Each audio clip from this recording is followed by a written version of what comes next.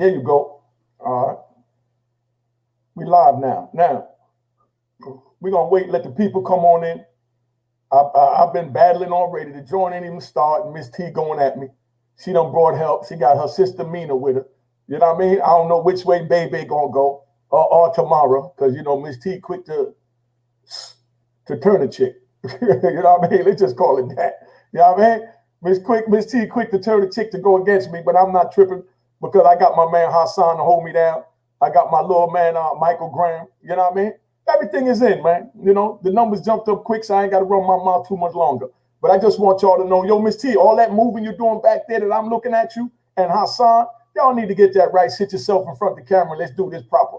Because I'm getting ready to bring them up, and we're going to do what we do. All right? And Miss T, I'm going to take it easy on you tonight. All right?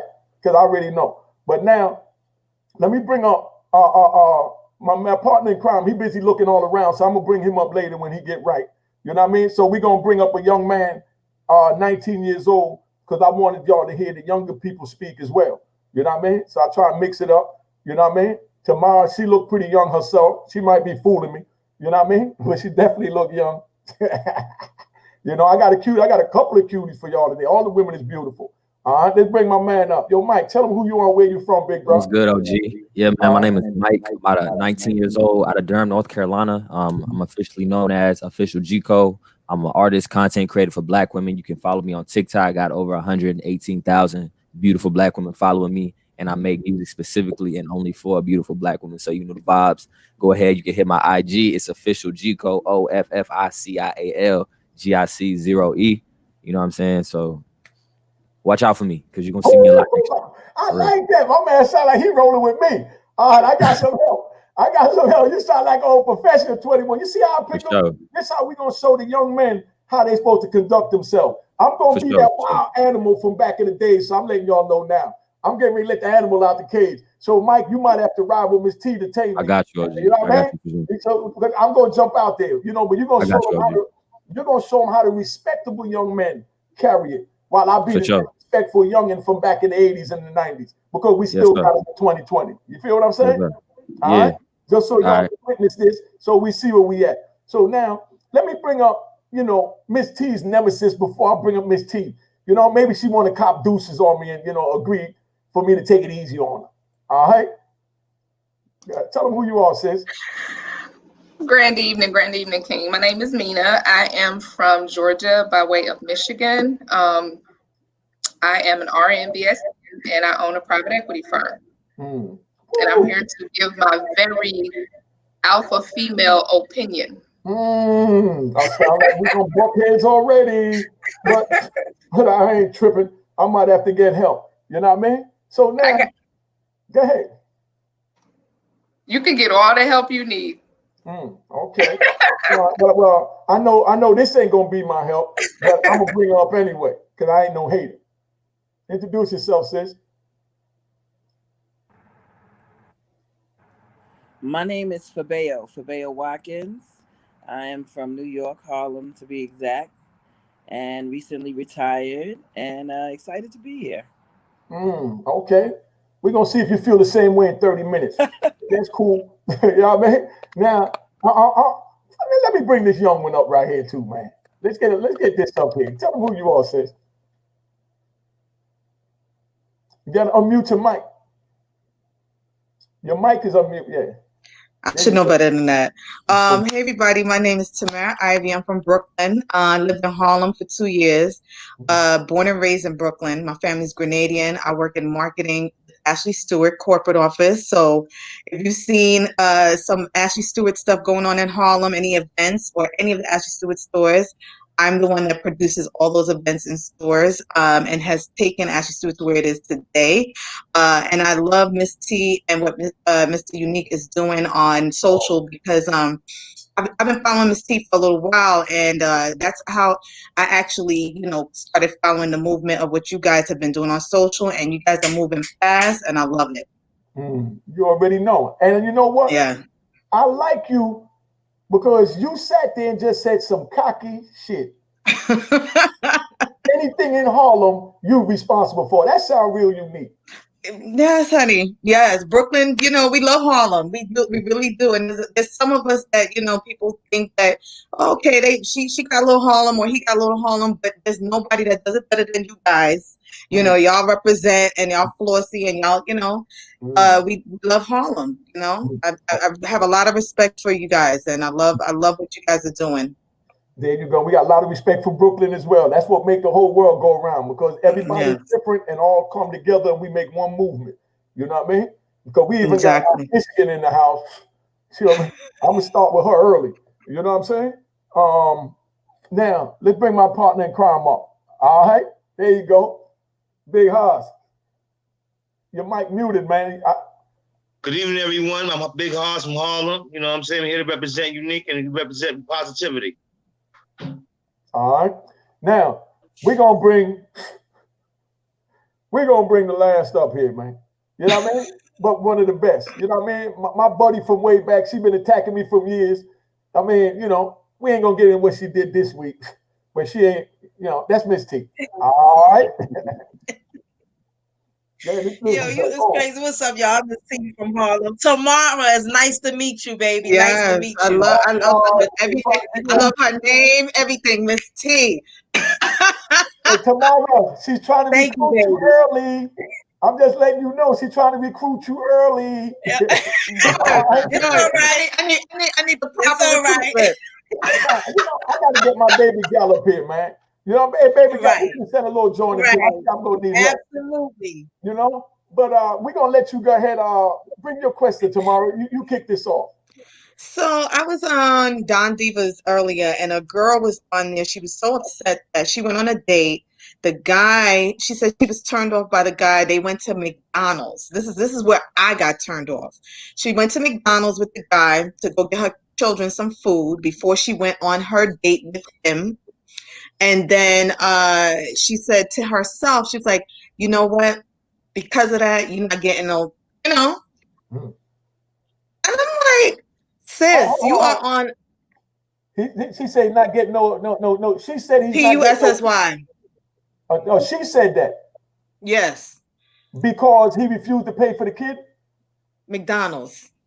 He refused to pay for the McDonald's for the child of the girl that he's out with. Miss T's not having it. Yes. I'm not having it. She should have got up and walked the hell out right there. That wasn't even no discussion. You know what type of dude that is. That's not even a red flag. That's a burning building. Exactly. On the side, Because she felt that if he couldn't buy McDonald's on the first date, she was just asking him, can you run me? I think she said what she specifically said was, can you run me through the drive-through? So I guess he ran her through the drive-through, but wasn't expecting to pay, and was upset that she was upset that he didn't want to pay for the McDonald's. And she said, it's not about the cost of the food, but it's the fact that, it's for my child. So, if we're on a date and the future is for us to be together, then and you don't want to buy nothing for the child, then what's the problem? Where are we going to go? This is telling her future, she said. All right. Well, go ahead, Miss T. I'm going to let you jump off, because you're going to ride with that. Then I got my little twisted back in the day, where I know where he coming from. No. You know what I mean? So we're going to let you go, Miss T. I'm like at a loss for words, surprisingly. Wow. I'm not. That's just,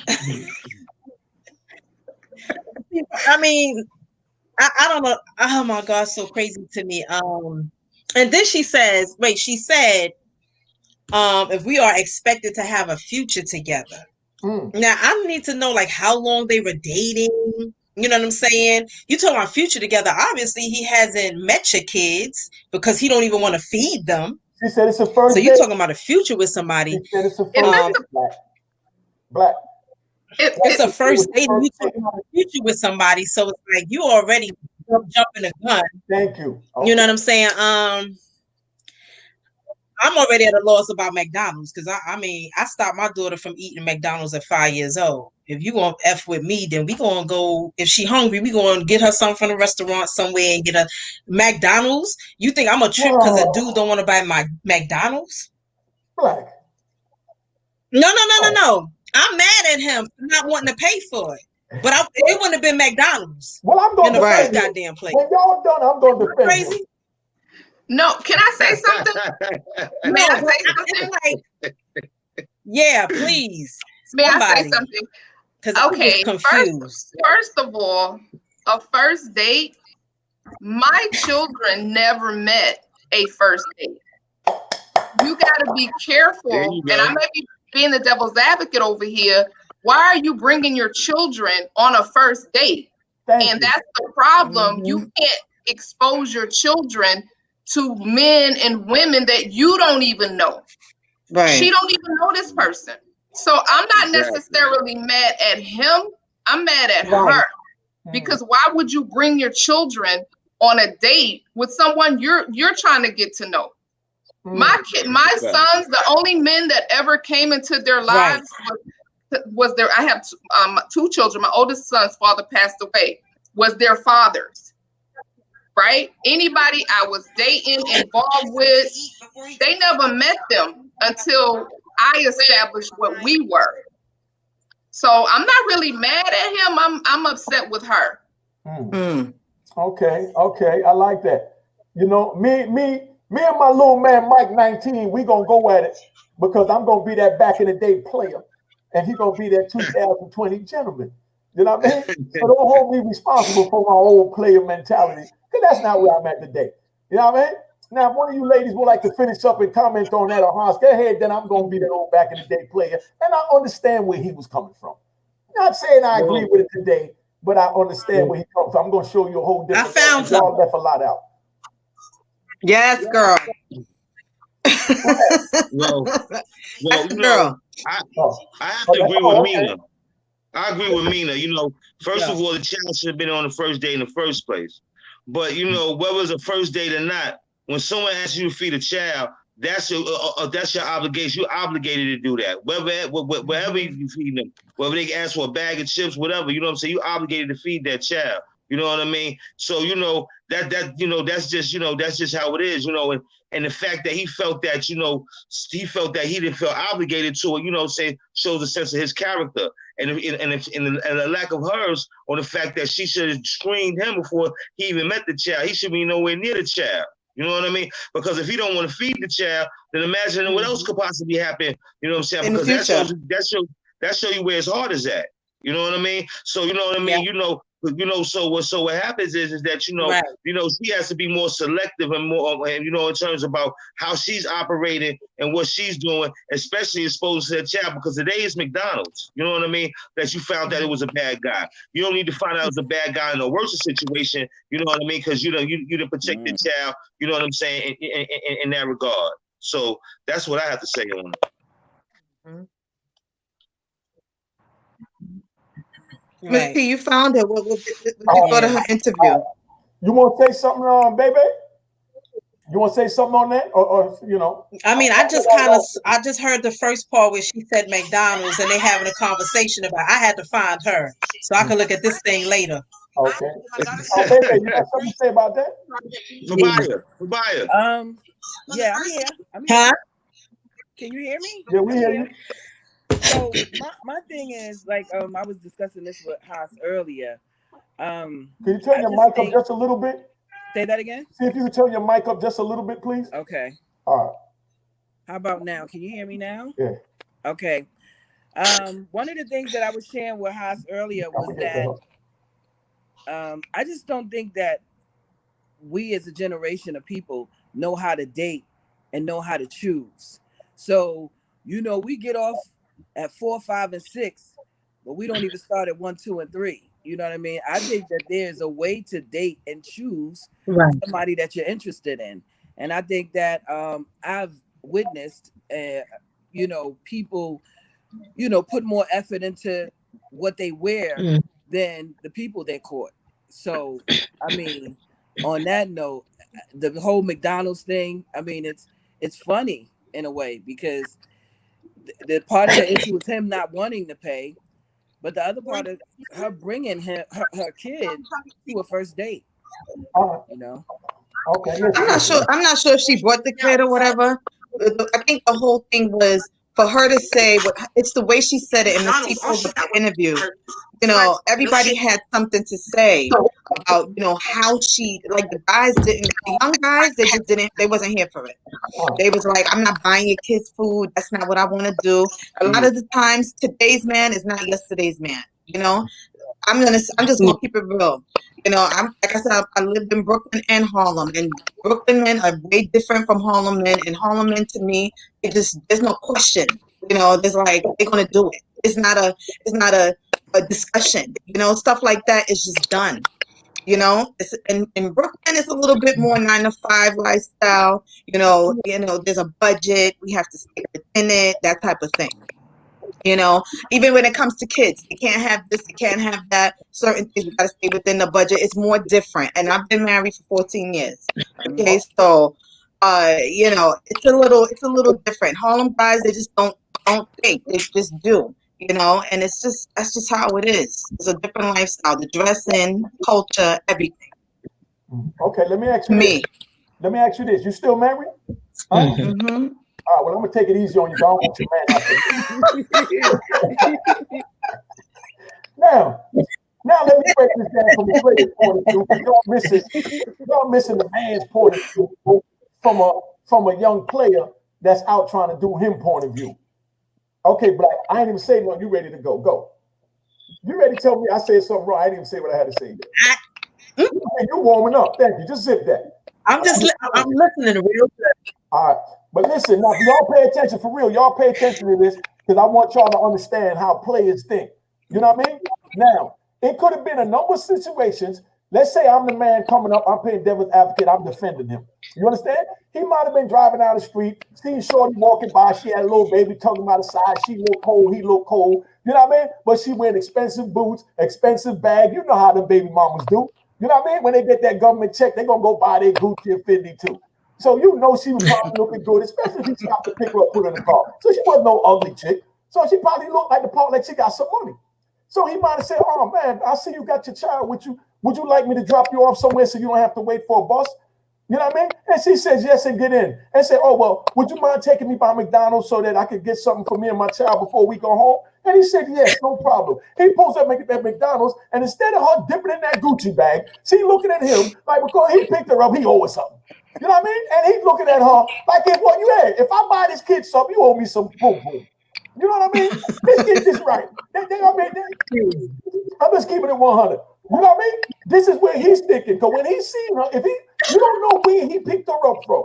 You know, and like Shorty up there, Mina said, the baby ain't supposed to be there.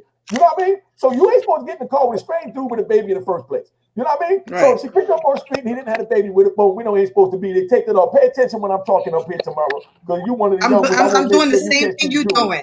I'm listening to you. Huh? I'm doing the same thing you're doing. You said you were smoking. I said, well, I might as well. All right. So this is where we at. So you don't know what was going on because now she said, oh, could you pass by McDonald's? I like to get. So in his mind, he's just going to McDonald's. And then now all of a sudden, she probably looked at him on stink because she's thinking in her mind, oh, he got to know he going to pay for this meal. He got my face there sitting with this expensive Gucci bag. You know what I mean? I just left you neat. You know what I mean? I got a pocket full of money. You know what I mean? I'm not trying to spend the money you gave me because this dude is trying to holler. You know what I mean? So then here he go, and he's sitting there and he pulls up in the McDonald's. They ask for the money. He's driving, so he got the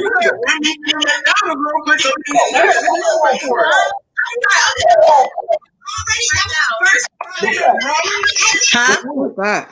What? I can hear what you're doing right there. Listen, let me finish. So now he's in the driver's seat. So they're gonna look at him for the money. So he probably just looked over at her because she said, "Take me to McDonald's." He's thinking that she's going to hand him a 20 or 10 or whatever the Happy Meal costs. But he don't have a problem paying for it. But she probably looked at him with old stink ass attitude, like, "Nigga, you not gonna pay for this meal?" And he's like, "Hold up, bitch. You ain't telling me nothing about paying for no meal. I just picked you up for the bus stop. You lucky I ain't leave your old broke cold ass because your shoes is really worn down and you need a new pair. I don't know what you're doing messing with Unique if he ain't get your new pair of shoes. And then she want to pull out the money, flash on. No, you gave me a pocket full of money. So he said, okay, you broke ass. Well, you pay for the meal. You talking about you gave you a pocket full of money. You don't know how it went. But y'all want to go ahead, man. Michael, come on and get me, Michael. You got that, Michael. 19 at me. 2020. Yo, unmute him, man. Yo, is he stuck? Is he lost? I mean, I think personally you should be. I think personally you shouldn't be bringing your kid on the first date. I think, especially with the way the world is right now, I don't think you should be letting your children meet any type of person outside of your immediate family, if that. But I would say, like, from a moral point of view, like, I was raised pretty much like 2-parent household. Like, I know how to take care of women. Like, regardless of if that was my kid or not, I'd be like, okay, cool. Like, that wouldn't seem like a huge issue to me. But at the same time, like, I think I get the fact that taking your kid on a date or whatever, like, you want somebody to see you for who you are. Like, you want them to be like, this is my world. If you want me, you got to meet my world. But not everybody deserves access to your world at the same time. So I definitely think that, in a sense, she definitely overstepped her bounds, expecting him to pay for something that he didn't expect either. You know what I'm saying? It's cool to say, oh, I have a kid. Like, I got a bunch of friends who are close to me who are single mothers. Like, I watch out for their kids all the time. Like, that ain't nothing to me. You know what I'm saying? Because that's love. But at the same time, you can't have an attitude where you expect somebody to do something if that's not originally what they signed up for. Because technically, he just wanted your time, but then you brought in your time and your world. He didn't really ask for that. You know what I'm saying? So I definitely think that both sides is kind of off. Him, he should have just been able to pay for that. Like, real talk, it's McDonald's, yo. Like, if you don't even have finances, you shouldn't be trying to hop in the dating pool in the first place. Like, you have to punch that 9 to 5 and hit that clock for a little bit. But at the same time, like, if your priorities aren't straight, like, in terms of other stuff in regards to your kid, you also shouldn't be dating either. You know what I'm saying? Like, prioritize some things first. You know what I'm saying? Also, like, do a little bit more screening. Facts, if you asked on a date, you're not paying for the meal, because obviously if you ask somebody out and you can't pay for the date, dating is not limited to just a restaurant, which is what I feel like a lot of people get confused too. Okay, like, I'm taking like picnics. You can do stuff that's free, but it's also quality time. You know what I'm saying? So I definitely think he could have finessed it. He could have been like, oh, word, you got a kid, let's go on a picnic. Like, cool. You know what I'm saying? Like, let's go to a park or whatever, even though she shouldn't have brought her son in the first place. But I think it's just a hot mess, like, from both sides in general. Like, real talk, especially with McDonald's. You know what I'm saying? But let's say she didn't. I don't think she brought him on the date. I think she was asking him before they. I think it was after her date with him. She was asking to buy food for her child before she got home. I would have done that. Like, I would have got the food. Like, I don't think it's that big of a deal. Like, I definitely would have got the food. I'm like, oh yeah, for sure. Because the thing is, you also got to realize where she's coming from as a single mother. Because the thing is, it's harder for single mothers out here too. Like, just being a woman. But what I didn't like was when she was like, you know, like, I know he's not getting the PU. It's like, come on, sis. Like, he already fed. He already fed you. I think this is one thing. I feel like if you truly value yourself, then your body should not be something that you barter with in the first place. There shouldn't be an exchange or an expected for nothing. You know what I'm saying? I feel like that's definitely where, within our generation right now, or just in the generation in general, like, everything leads up to that and then nothing else. You know what I'm saying? So personally, I think that her saying that was just like out of pocket in general. You obviously have limited yourself to a McDonald's Happy Meal. That's pretty much what you're saying. That's all you worth. You're not worth no time, effort, none of that. But because you don't want to, like, pay for my kid, that's pretty much how she sounds right now. You know what I'm saying? That's what I'm saying. Because let me say this. This is social media world. If she took her ass to do a Don Diva video, she's an attention whore. She got the attention she wants. Well, I don't know. Well, I don't know. I don't know if she did a Don Diva video. I think they just had the video up on their site, because I'm looking at it on Instagram. But it don't matter where she did it. When you on there, you out there talking about because he didn't get McDonald's, he not getting your body. That's crazy. McDonald's. That's like the young man like who said, that's all you worth is McDonald's. Man, listen, man. Nah, for real. We wasn't even doing that in the 80s and 90s. McDonald's. Exactly. It's more to it than that, man. Bottom line is, you know what type of woman we're dealing with. Yeah. So you know what type of man she's dealing with. You know what I'm saying? If she's thinking about giving him the sex, if he would have bought the meal, I would have bought the meal all day and done all of the That's just me. Yeah, that's crazy. Like our women, Latino brown women gotta value ourselves more than that. You know? I agree with all that, but what I'm saying is, I just want everybody to see all sides of it, and that's what we're discussing. You understand? So she's contemplating giving the sex up for the meal. You know what I mean? Including the dessert, which is the happy meal. You know what I mean? But it had to be the way she said it to him, because the way y'all are saying it, y'all seem like calm women, but it's still coming off that she was aggressive in some manner. So I could see her having an attitude towards him that made him get defensive and say, man, I wouldn't even spit on you if you was on fire. You know, the way you talking to me right now. You know what I mean? It had to be something to lead up to that. Because I don't have no man not wanting to buy a Happy Meal for a little kid. For real. I mean, even in my worst I I'm just saying that's me. You may think that, but that might be true. But again, like Michael said, and like I think we discussed this on another show, we got to learn how to date and communicate and understand who we with and who we around. Period. Point blank. Had she dated him and been around him long enough, she would have already known what type of dude he was in the first place. And that scenario probably would have never happened. Unless she's just somebody who just, again, don't value herself or care about the type of man that she's with. And obviously, if she dating, she's not with the father of the kid. So again, that goes to you having to understand who you're around and who you're going to bring around your kids. All right, listen. That's crazy. If somebody want to refute it, you can. When somebody get another question ready, we're going to get ready to get off this. Because now we're going into all this and that's a bunch of crap. You know what I mean? For real, Black. That's a bunch of crap. You know? What? Well, I want to say something before we change the topic. Let me tell her why that's some crap. Haas, you next, baby boy. You know we got to get you in. Now, my thing is, I say that's some crap because you're sitting here trying to defend her actions when her actions are clear as day. Mention so that way if a young lady's even gonna contemplate giving up the sex for a meal, you know what type of person we're dealing with. No disrespect, because I love those types of people. You know what I mean? Now, let me finish. But we know what we're dealing with. You understand what I'm saying? So therefore, now when she gets a response from him, it's something that came from her character that she did to spark him, that he didn't just go with the natural flow of things to get the happy meal and get the butt. You understand what I'm saying?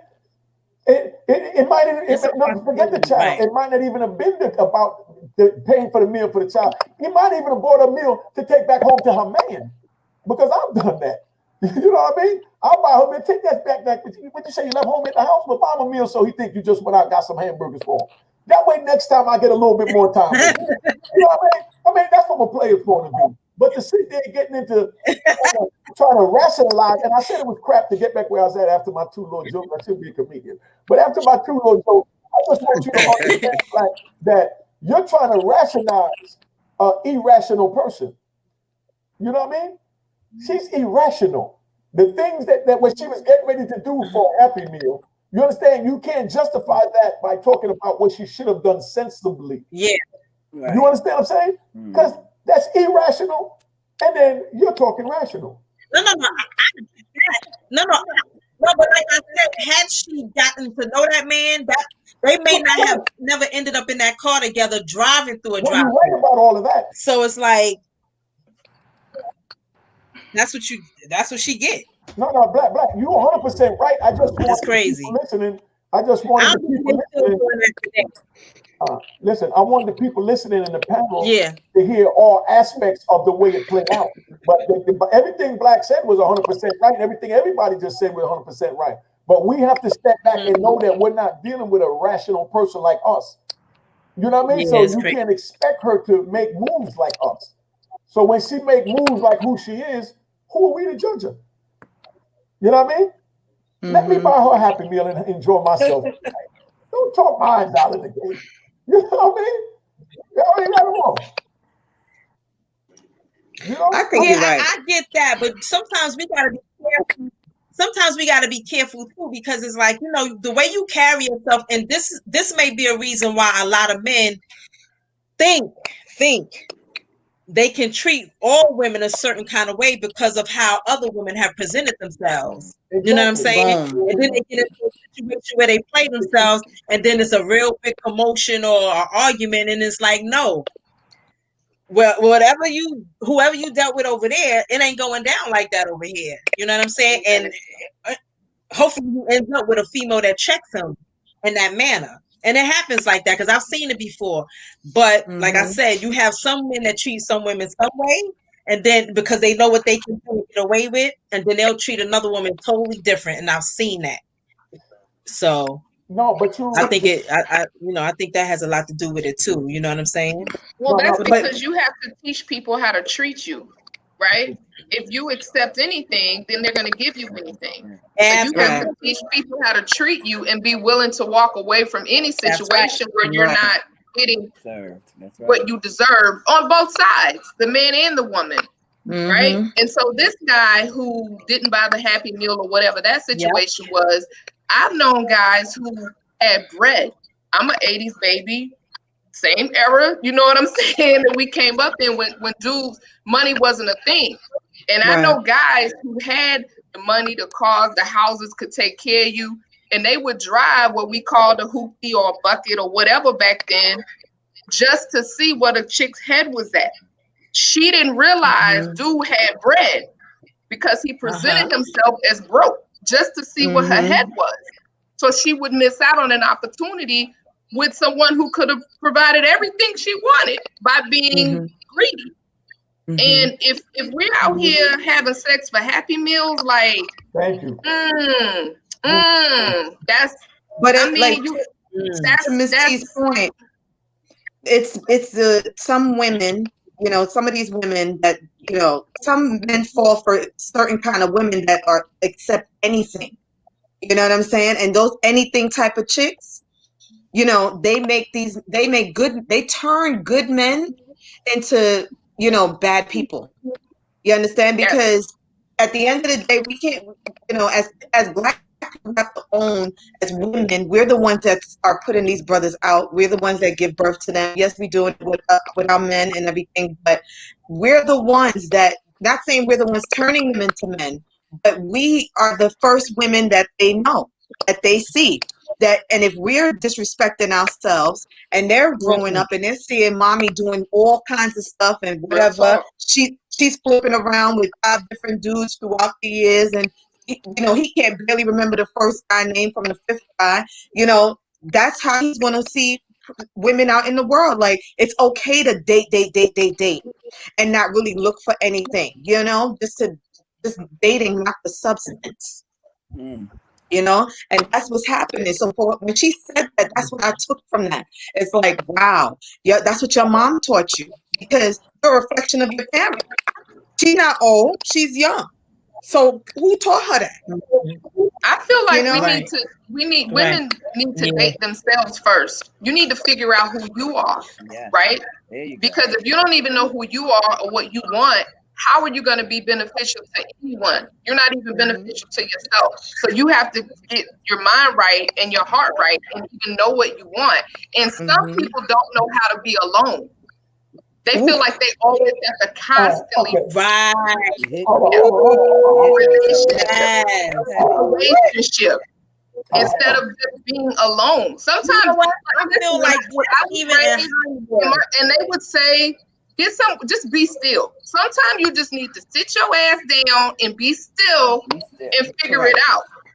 Because the devil is busy when you busy. Yeah. Okay. So you have to chill out. Listen. Oh, y'all. I think that's the case. And I don't know what to say about y'all, man. I don't know what to say about y'all. No, like we're just like you need. No, Mina hit it on the head. They're gonna take advantage if you allow them to take advantage. So what you're saying, that's the point that I'm making. Right? No, I get your point. I understand your point. They're gonna take advantage if you allow them to. Yeah, you got all types of women. I mean, you got the wifey. You know what I mean? You know what I mean? You got the mistress. You got the number 2. You got the friends with benefits that we were talking about with little digits the last time. You got all types.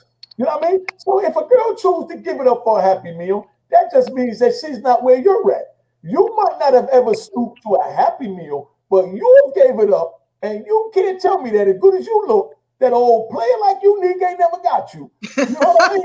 And Not for a value meal. for something that you knew. She said not for a value meal. Listen. Now, hold on. Oh You hear what I said before? Because I know you're not going to play back and get defensive because you like to think you're a chess player. So we're going to play chess right now, me and you. Now, am I right? Did that happen? You're asking me? And any time in your life, did you give it up to a dude that after you gave it up, you say, damn, I shouldn't have gave it up to him because he's going to think, or, you know, he wasn't even worth it. You never had a time like that? Who's the question to? Oh, okay. Are you're talking to me? Yes, ma'am. Have I ever given it up to a dude and said, what, say the last part again? And then afterwards, like you knew you shouldn't, he wasn't even worthy of it. Like I let him play me out the door. This dude wasn't even worthy of it. I think we all have. Dealt with him. Honest answer, we all have, but I didn't barter my sex. I didn't say, well, I'm gonna have sex with you in order to get something. I never did that. Stop. But to answer your question, no, that wasn't said. No, never said that you bartered your sex. That's not even a thought, because I can look at you and tell you that. Right. Or ever been that type of woman. But have I ever regretted it? Yeah, I mean, absolutely. Okay, but that's the point that I'm making right there. Meaning your mentality is way up here from her. You understand what I'm saying? And she's way down here. But it took you time to get from down there where you know you shouldn't have. Forget the bar and say, well, you know you shouldn't have get, you know what I mean? Like, you know, that time we're talking about. You know what I mean? You elevated from that, right? How long ago was that? And how long did it take for you to get mentally and spiritually right to know who you are today as a woman? Because we don't know how old this young lady is yet. Right. What you're speaking on, I'm gonna say like, but that can 18, like late teens, 20s. You see what I'm saying? Around that time period. Yeah, that's when we was all young and dumb. That's when I was treating women like trash. I called black and B and everything else. You know what I mean? But that's what you do when you young, some of us. You know what I mean? That's just, you know, out there. And she's all the way out there like I was all the way out there. I would have loved her. You know what I mean? I would have been happy to every day to live with it if it was good and she was cute. You know what I mean? But, I want the young ladies to know that you got guys like that. I think, yo, I'm not even going to depend on Uber. I'm not even going to depend on Uber. I'm going to bring you the Happy Meal. And come in and get some real quick and go back out. But anyway, we're going to get that Happy Meal to you. But seriously though, you see how long it took you to get set, to get up to where you at as this beautiful, intelligent woman that's giving excellent advice to the young ladies now? But we see, okay, time out. For me, I haven't had a lot of relationships, right? That's because true. my relationship even happened like with years.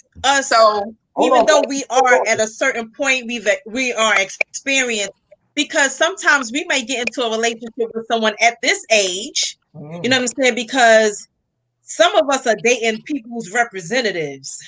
You know, sometimes you date somebody. Oh yeah, we are dating people's representatives because people show themselves, they act like they're one thing, and you realize that, yo, you're not who, because I've been there not too long ago. And I was like, yo, I have the prime example to that. If you let somebody talk long enough, they are going to tell you exactly who they are. And some people love to talk and hear themselves talk. I just was like, and let me tell you something. Let me tell you something real quick. What I'm saying is, everything you said right there. If you let somebody talk long enough, you know he's a fool, right? Right? Then why don't the women just close their legs long enough to listen to the man before they open their legs? That's all I'm saying. No. Close your legs long enough to listen. Don't open your legs while you're listening. They could be saying all the right things. Yeah, no. They could be saying all the right things, and they could sing, they could be the nicest person. But you know how they say you don't know nobody until you live with them? That's you could date somebody for forever, but when you move in, like they say, you know, they got that thing. But I'm not gonna let you off the hook. You in the frying pan to take it from Mina, so I'm gonna give it to you. You know, you ain't gotta let me off no hook. You know what I mean? I can't tell. I'm talking about Mina. She just jumped in there for you, but then now she's trying to run. Bottom line, Black, you talking all this about how the dude's supposed to. Say that crap again.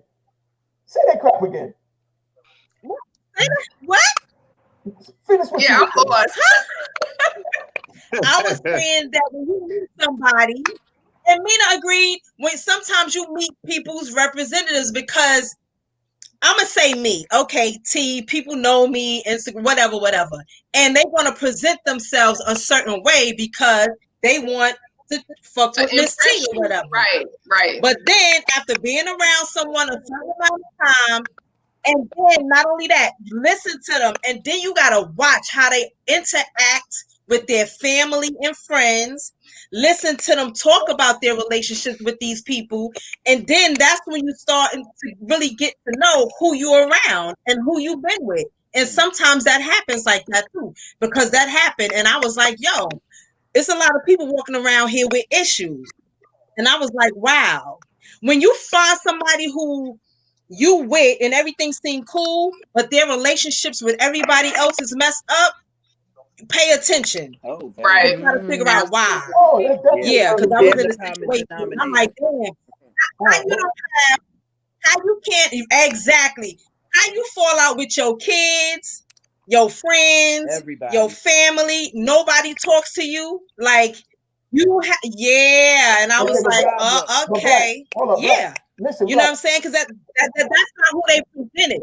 But Black, listen, you stayed around. Hey, Haas, then I need you to come in because I don't want to take over the joint tonight because you know you family and we got to get your perspective in there. Everybody going to get a perspective. But Black, you sitting there saying all this crap about how you're going on and on. You know what I mean? If you stood around long enough to find out he treating his dog wrong, his cat, his grandmother, his great-grandmother, his great-uncle, and everybody else, that means he was screwing you for a minute. That means you should have shut your legs and opened your But you're assuming that people are just having sex, and that's not necessarily No, I'm not assuming. It's a fact. You just no. You just said you've been screwing somebody for a minute. Everybody ain't out here smashing like that. Right. Listen, ask her what she having sex with him. Exactly. Having sex with him. She was having sex with him because she stayed around long enough to find out all that crap. Y'all ain't staying around and not giving up no coochie. Have you ever heard? No. Have you ever heard of juggling two niggas? Have you ever heard of juggling niggas? Well, you ain't. Have you ever heard of juggling niggas? Because at the end of the day, if you're not married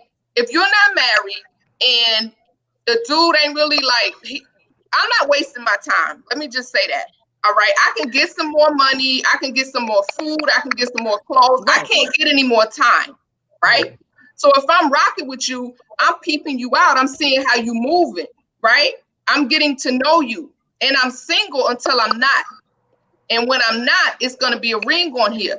But I'm not giving any of my time away because you can't get it back. But that doesn't necessarily mean that you having sex with these people. Exactly. It doesn't. Hold on. So you was going to this juggling. Let's get to this juggling, damn it. You juggling a couple of men, right? Not right now. I'm just saying. Not now. Stop. You're married. You're happily married. We're not there. We talking about back then. We're all the way back now. So y'all know the dog that I'm talking as. I'm not that person today, and I agree. I read the book. Even though I'm saying it's a bunch of crap. You know what I mean? But it's a bunch of crap from a player. You know what I mean? I'm talking as a player right now to a bunch of intelligent young women and intelligent young men. And my man Haas, who gonna put the noose around my neck when I go too far. Now, what I'm saying is, you sitting there, you just jumped off into that you juggling, right? That y'all juggling. So you want to see how this one doing. So you ain't really getting this. Because y'all do it. Niggas do it. Men do it all the time. Men do it all the time. Listen, you're being defensive. Let me say my statement. I haven't spoken. But we can't do what they do. We can't do it. We can't do it. We are women and they are men. We cannot do what they do. I'm gonna get the delivered to all of y'all tonight. Now listen, I'm talking that crap. That's straight crap. No, listen, let's just say Black. But juggling pays off. No, it does pay off. Listen, Black, listen, hold up, stop it. Juggling pays off because that situation, that I'm so glad I didn't give all of myself to that situation. Yes, juggling pays off sometimes. Right. Y'all are defending something that I'm agreeing with y'all on. I don't have a problem with y'all juggling. Black, when me and you was boning, I never asked you who else you was boning. I didn't care who you was boning. You was juggling then. You know what I mean? Let's keep it 100. Nobody That's a real juggler. What they're doing and all That's a real juggler. Right. But whatever understanding that you got in order to get the panties to come down. You know what I mean? And whatever understanding you got to get us to dig in the pocket and hand you a pack of cash. You know what I mean? That's what it is. I mean, let's just keep it 100. That's prostitution, Unique. That's called prostitution. No, but I'm saying you don't just give them cash. You know, the rent is due, the light is due, the baby need the Happy Meal. You know what I mean? Oh my God! Don't go back to the damn Happy Meal. Y'all forgot the Happy Meal already? Dude just wanted his up front. You want to understand, like, yo, I thought it was just me and you in this, but now you got the crumb snatcher. You know what I mean? And you were talking about you ain't want to give me no head. I know you give me some head. I'm buying this Happy Meal. You know what I mean? Come on, dog. That's how we think. I'm keeping it 100. No, and that's. But the thing is, what you're saying and what we're saying happens. It happens on both sides. I want everybody out there listening. I want everybody that's listening to know that this happening. I'm not that type of guy anymore. Yes, I was that deviant, boom, hungry. You know what I mean? But I'm a 56-year-old man now with grandkids. But I just want y'all to understand how we are. And that's why I got my man up there, 19 years old. But I'm going to let them take over the floor. But they done brought me all the way out here because they done took it over to their juggling men. Like, you know, I never said nothing wrong. We juggle all the men you want.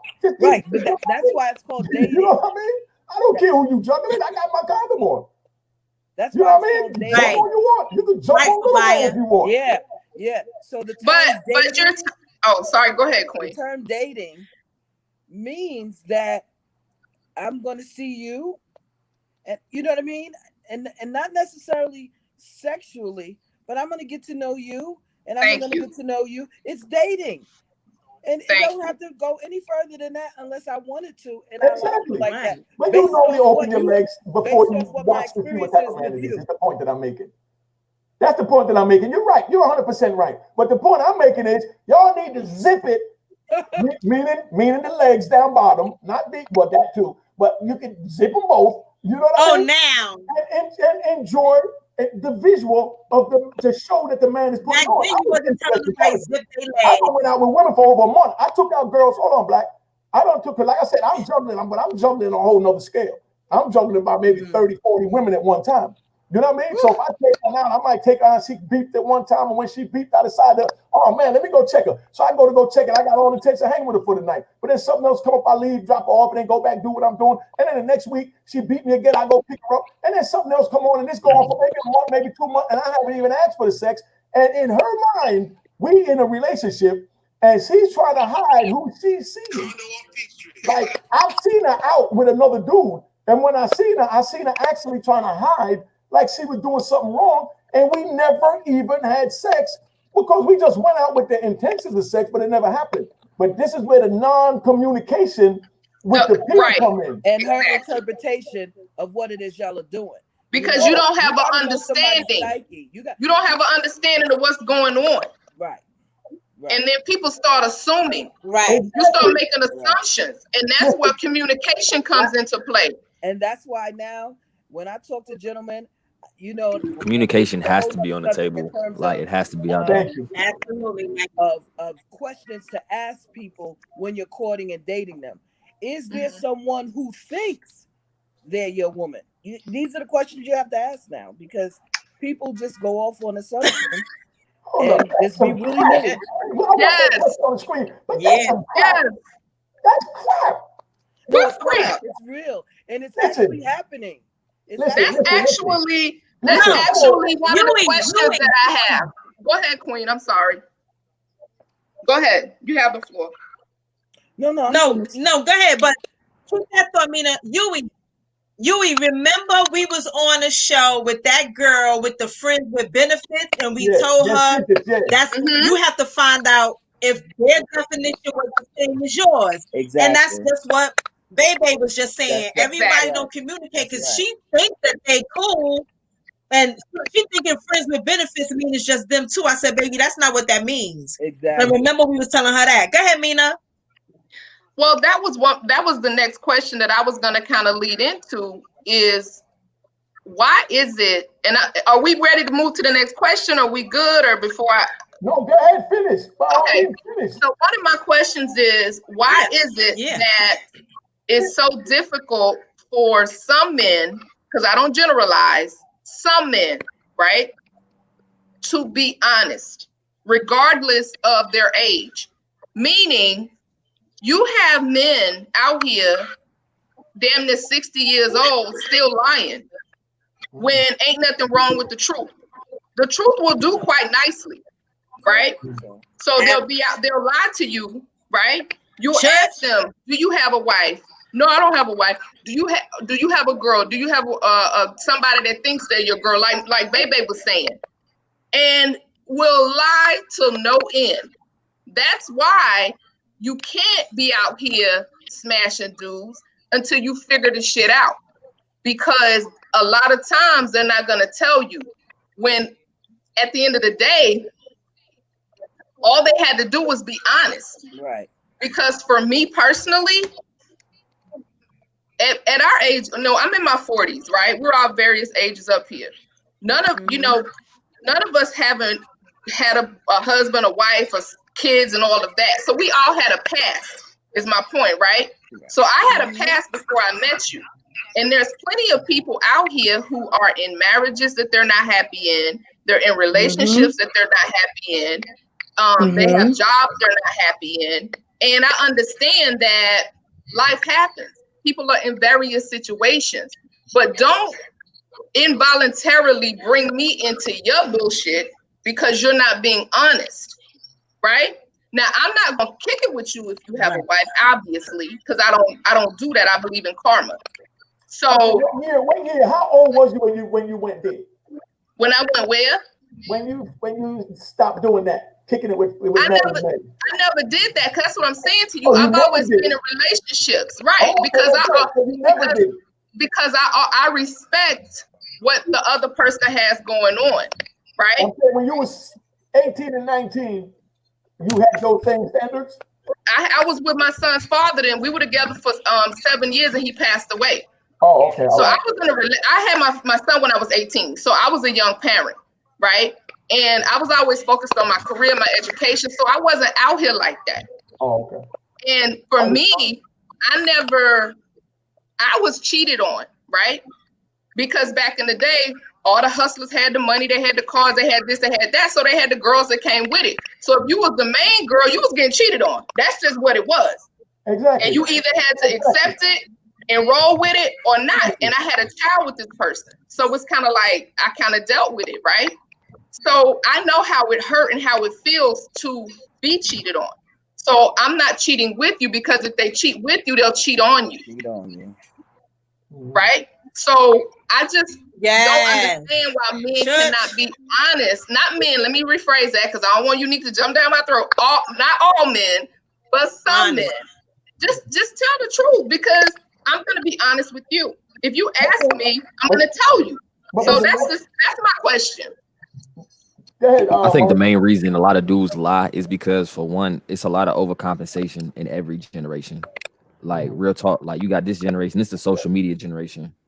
Like, you got people who live in lifestyles that really don't match up with who they are in real life. You know what I'm saying? I'm pretty sure, like, back in the day, you'd have them same dudes that's like, oh, word, I'm getting this work, but they not. They trap busting by like back then they was actually getting that work, though. I say that. The rappers took the lifestyle and try to say that they were really doing that lifestyle when it really was the guys in the hood, and it was mostly people like Unique and everybody they talk about in Brooklyn. So that lifestyle, that what the young man is saying has been happening for years. You know, if you was a social butterfly, that's why you guys are doing so well on social now, Unique and T, because you guys was always social. Right. So, you know, myself, when you're a social person, you know how to navigate through these types of channels and platforms and things like that and still be the person you was 20 years ago, 30 years ago. There's no facade. The person, I watched Miss T's documentary over and over and over. Okay, and even the people who have come home still portray the same person who they were today. You're right, Mr. 19, because I don't know your name. Right? They do that on social because they can insta-thug on social because they're behind a phone or a laptop or a camera and they're building a facade. Mm-hmm. Well, and that's why I run mine on all positiveness because I'm. And it's sad because as they get older, they can't. I want to touch on something that. No, I was saying, Mike, what she just said about if they're still doing things they did 30 years ago. Tamara, you got to go? Yeah, but I want you guys, if you guys are on Clubhouse, join me on Clubhouse. I just started a discussion call from positive to negative, and there's going to be some heavy hitters on that call, so I would love for you guys to join if you're on. Unique, I followed you, so you got to follow me back to invite you in. Miss T, if you're on Clubhouse, I would love for you to join as well, because you guys definitely took some negative situations and turned them into positive. You guys are some role models for today's youth to really keep them off the street and let them know how to really navigate. And if they really want to be about that life, you tell them what it is and what the consequences are, and if they're ready for that. And I love it. Thank you. I appreciate You're welcome. You had the heart. I didn't Thank have to send the Thank you. No, we gotta stay connected. This was fun. All right. Good night. Yeah. So that's where but like Michael said, the social media is, I think this generation now is like effed up. Because like Michael said, like we didn't have no choice but to be social back then because we didn't have social media, so we all knew each other. Either you was going to be a social butterfly or you was just going to be, just a reserved person because that's not who you were. Now it's like these kids don't know they're going to grow up not knowing how to have conversations, intelligent conversations. I mean, it's just emotional connection. Yeah, they don't know how to. So imagine what their relationships are going to look like. Exactly. That's true. Like Michael, what do you see with your peers? As far as like the peers that you actually personally, like within my generation, like this is my generation. This is a hookup culture generation. Like, so the thing is, like, there's within this generation, I can definitely say that we're bringing out a lot of things that weren't addressed in previous generations because this generation is very transparency based. So therefore, there's a lot of things that people aren't settling for, i.e. the social norms, the stigmatizations around certain things, colorism, like texturism. Like, we're pretty much digging deep into a lot of stuff that was either put into us as young ones from like the previous generation that wasn't really right. And we kind of bring it out and trying to change it. But we also dealing with the same people who carrying on some of them same like messed up ideals, whether it comes in forms of like gender roles or what a woman is expected to do or what a man is expected to do. Like, a lot of things are getting dismantled and people are trying to dismantle things in this generation. So in terms of dating, it's a hookup culture. Like, sometimes like people be like, oh, let's link. Like, a link is pretty much like, oh, let's just go kick it, let's chill or whatever. And then there's always that expectation from some people that there's supposed to be something at the end. So within certain things in this generation, like it's talked about a lot, but relationships in this generation don't operate off of trust a lot of the times too.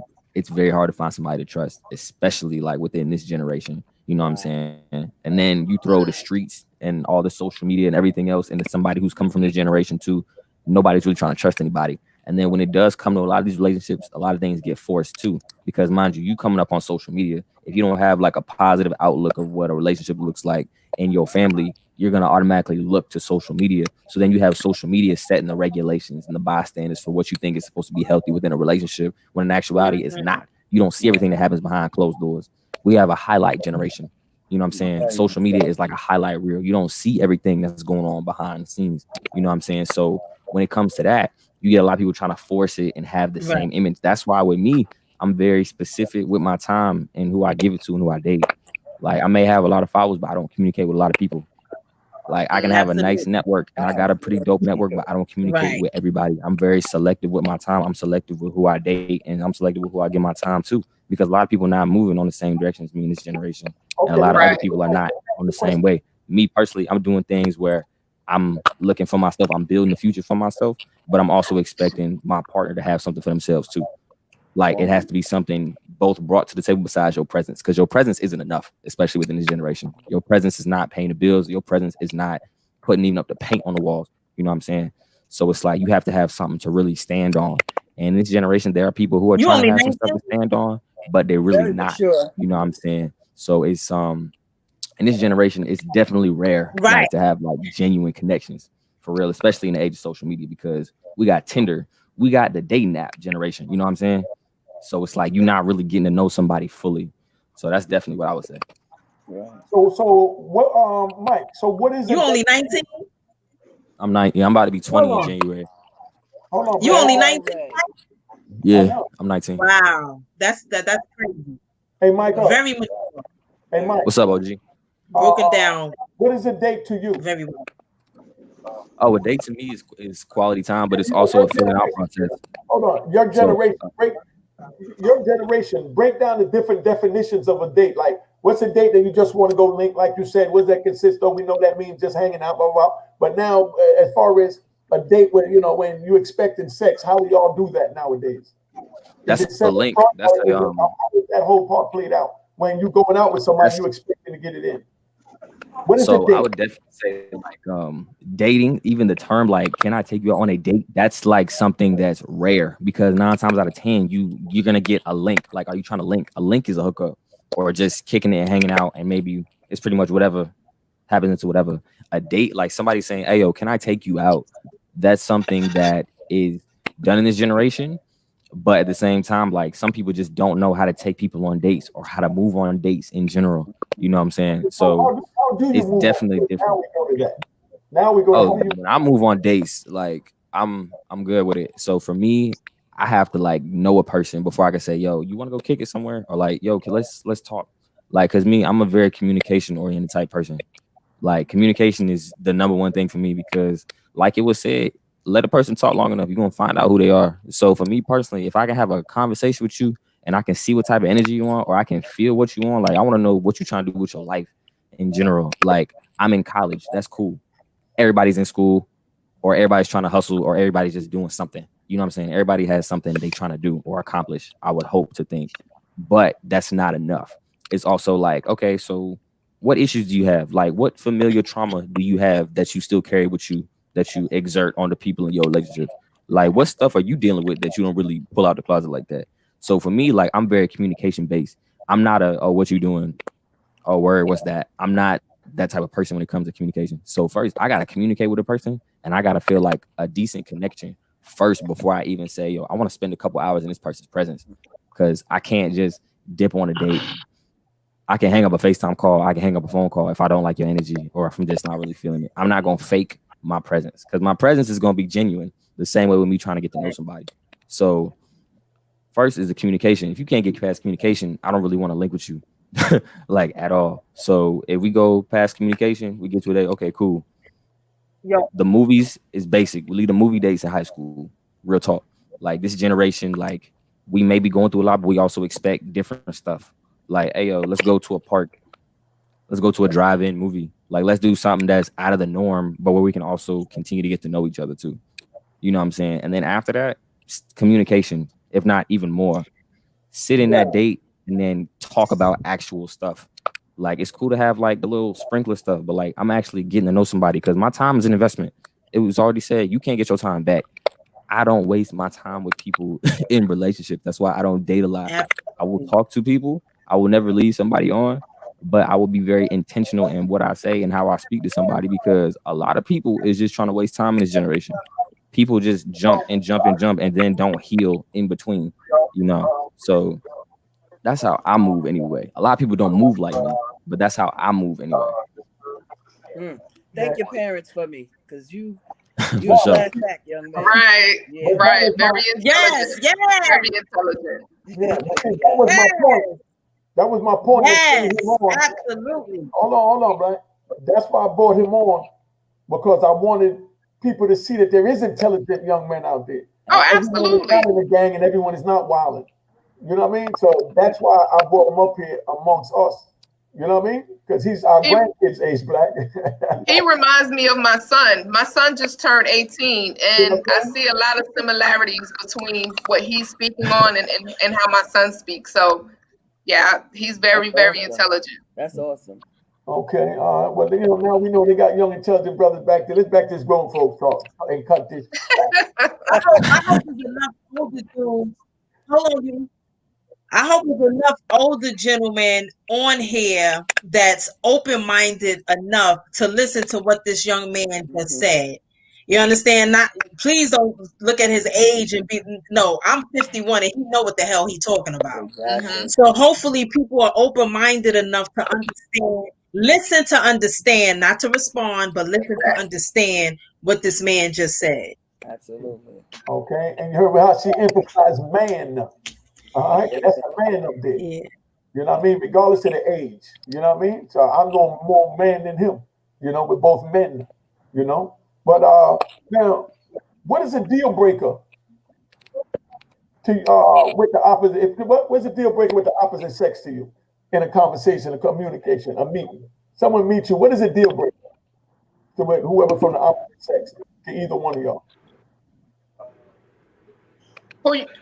Either one. Not being able to communicate, because you got some people that don't know how to hold a conversation. For real. And that's mad unattractive. Like, because to be honest, Exactly. the way the world is set up right now, yo, it's not hard to like look decent. It's not hard to like, because the thing is, you can put filters on anything. You can get injections, you can get lip injections, you can go get a haircut, you can go get a nice fit. If you don't know how to hold a conversation, I'm turned off. I'm a sapiosexual. That means I'm attracted to intelligence. Intelligence is attractive to me.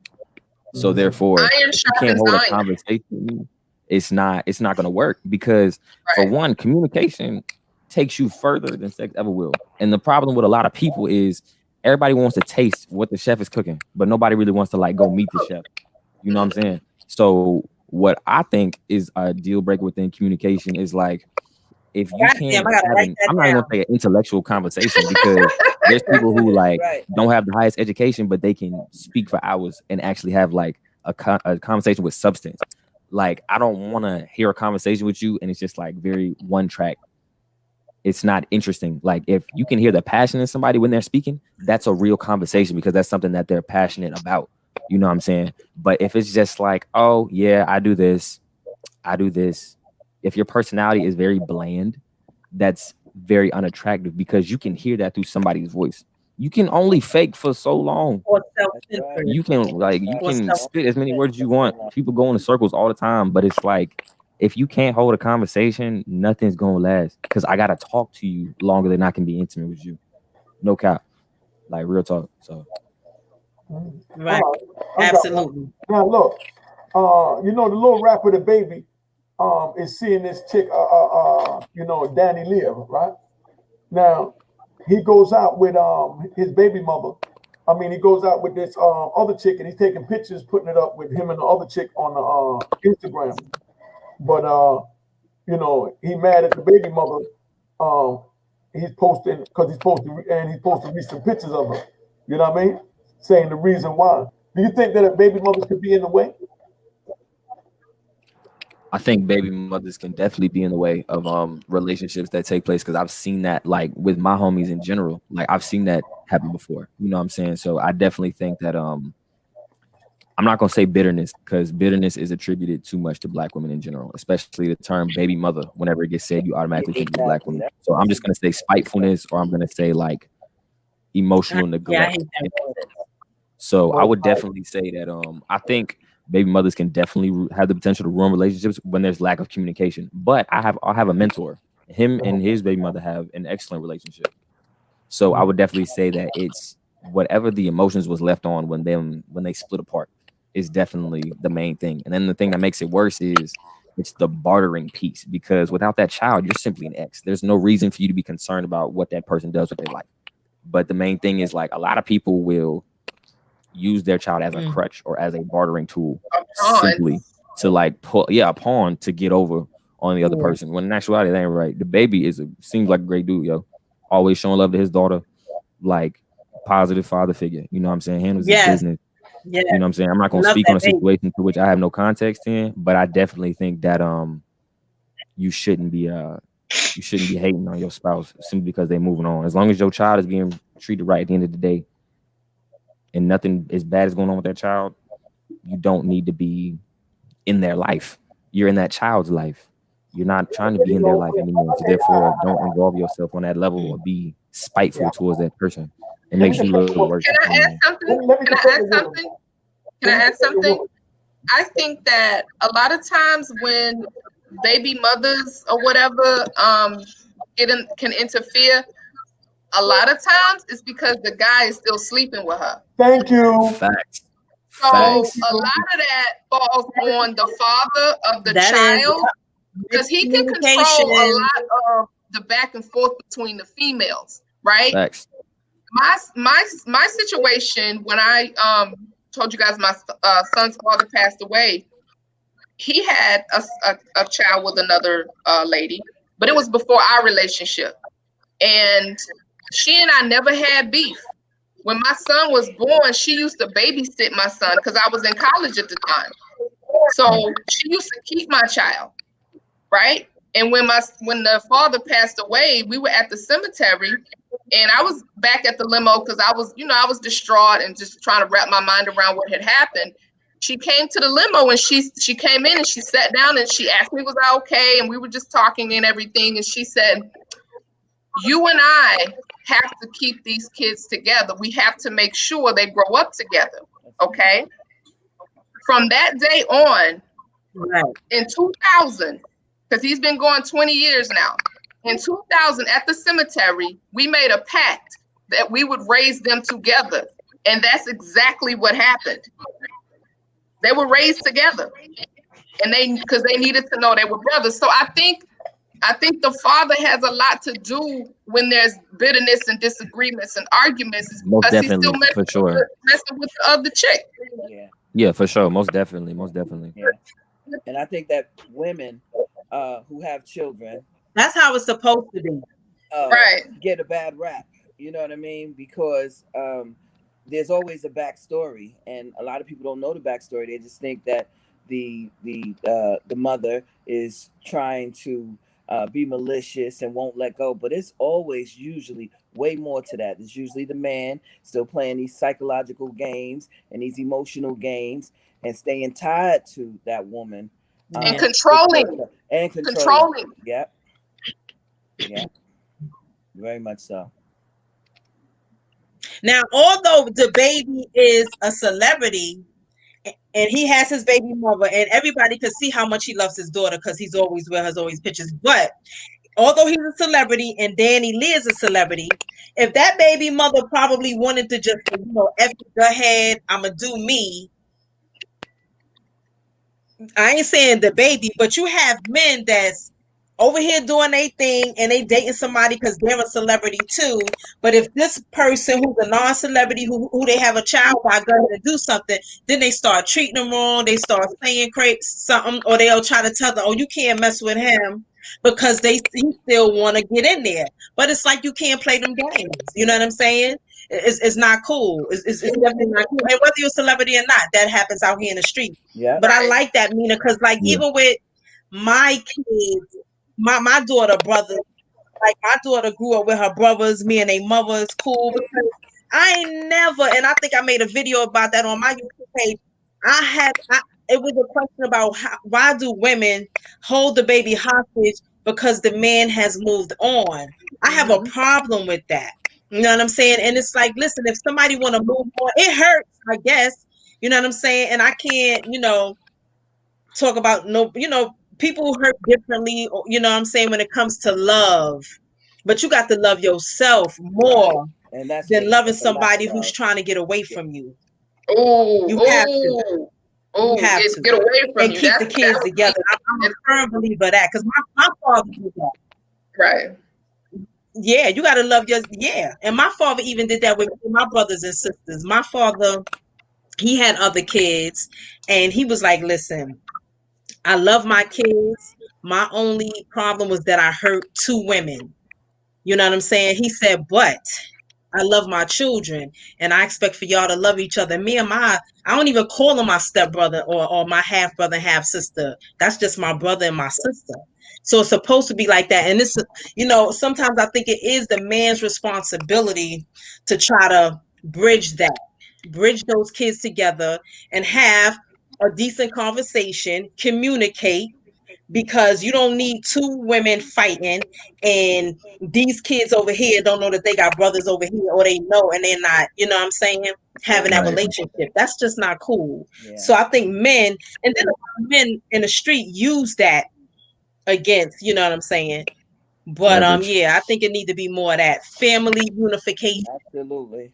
Family unification. On that, Haas. Break it down, Haas. Break that down, Haas, from a man's point of view.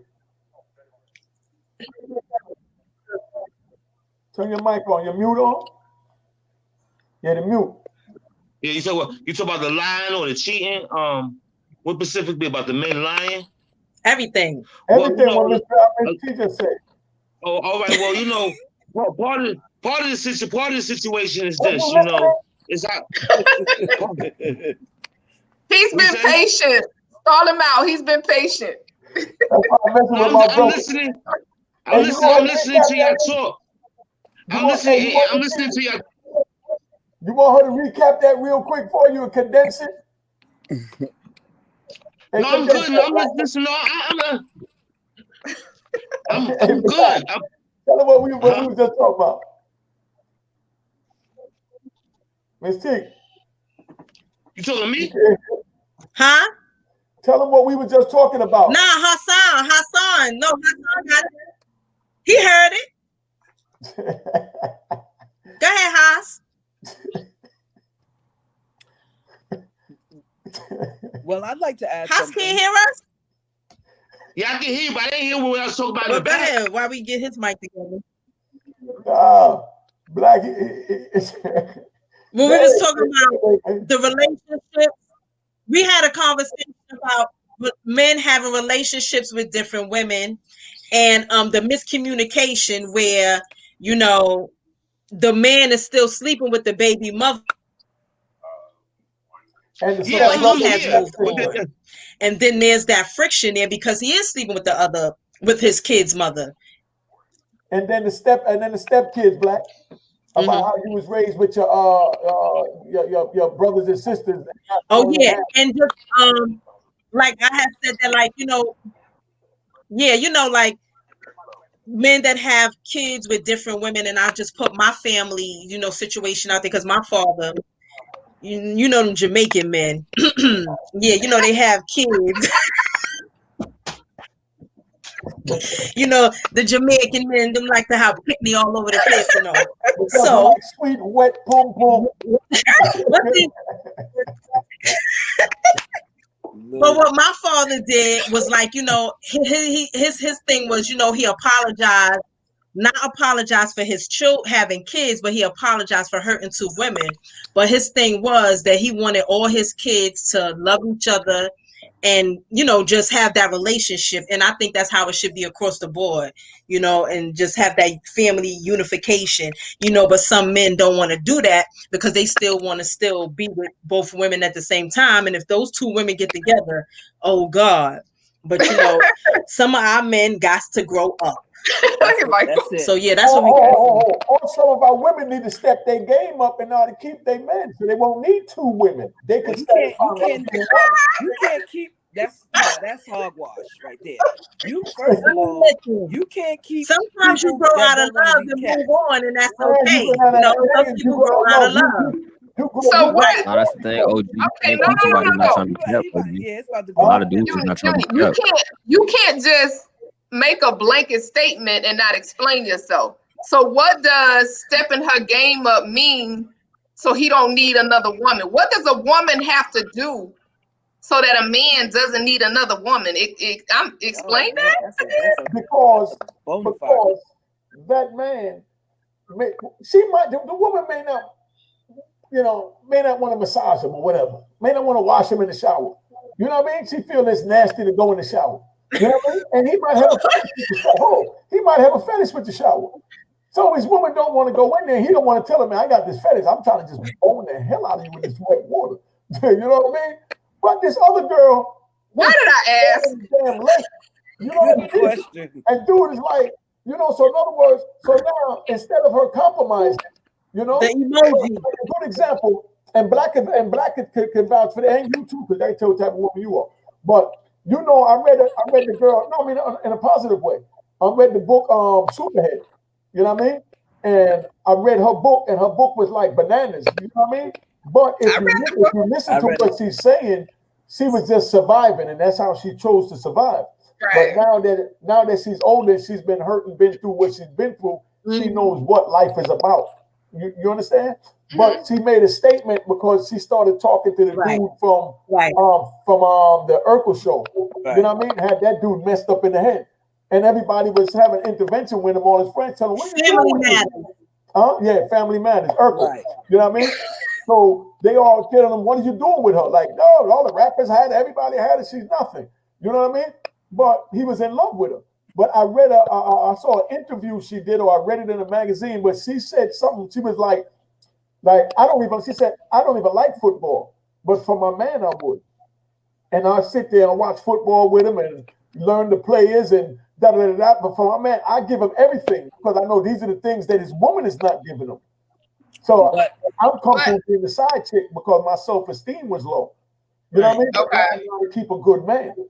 Okay, but you do understand though, that goes both ways. Yes. So if you're in a relationship and you feel like you're a good woman, you have a good man, you have to pour into that person, and that person has to pour into you. If you have a man, and if you have a man that's giving the massages, that's doing all the things. See, for women, our foreplay starts when you take out the trash, right? It don't start in the bedroom. That's not where it starts. Exactly. You get like Michael's saying, you have to make love to our minds. The act of sex is just the physical gratification of the relationship, right? So when it's going both ways, if I'm in a relationship, I'm giving you all of me, right? And I expect the same in return. And a lot of times when we don't get that, then we're gonna start pulling back. So we're not gonna give you all of what you're wanting because you're not giving it to us. It's a 50-50 thing. You know what though? And I don't mean like what did they say, quid pro quo? I don't mean that a favor for a favor. I don't mean that. I mean the overall relationship, right? So if I've been out and I've been hustling all day and I come home and you got the bath water ran, you got the wine poured. I don't give a damn if you put a frozen pizza in the oven. It doesn't really matter. It just shows that you cared enough to think that I might be hungry when I get home, right? The same way when you come home, I'm gonna do the same for you. Oh, that's called a relationship. And a lot of especially part of love language too, which is crucial. They come into the shit being selfish. And it's about what I can get, what you can give me, instead of us. Right. But to be honest, like Kobe said, what did he tell Shaq? When Shaq told him there's no I in team, he said, but it's a me in that motherfucker. Yeah. It's a me in a relationship. So we're together. Right. But you have a lot. I'm just saying. So I'll pause. No, you ain't got to pause. No, I just want to say this. You got to keep in mind that a lot of men, you know what I mean? Not all, you know, man. I know a lot of men. I've been one of them at one time. A lot of men, we've been hurt so much that we don't trust the woman. So even though we get in a relationship and we move in with them, we still don't trust you. Let's keep it 100. You know what I mean? I mean, we trust you enough to live under the same roof, but we still don't trust your hormones and your emotions. You know what I mean? Because we don't trust ours. You know what I mean? We know we ain't right. So we expect you to be wrong. Okay. And 9 times out of 10, y'all not wrong. But in our minds, we think you're wrong because we feel guilty because we know we're wrong. So she got to be doing something. I'm out here spooning these 30. Okay. You know what I mean? Cheating is a choice, right? But at what point and what age do you get over that? At what point and what age does men get over thinking that, okay, she's doing something because you feel the guilt of what you're doing? At what point do y'all stop doing what y'all doing and realize the woman that you have and that you need was never out there and she always been right there? When it's too late. Oh, Thank you, Mike. The thing about it is, When it's too late, it ain't no age for that. Like, it's too late. It'll never stop. Preach. It'll never stop. Preach. It'll never stop because it'll never stop because that's the way it started. You were saying something?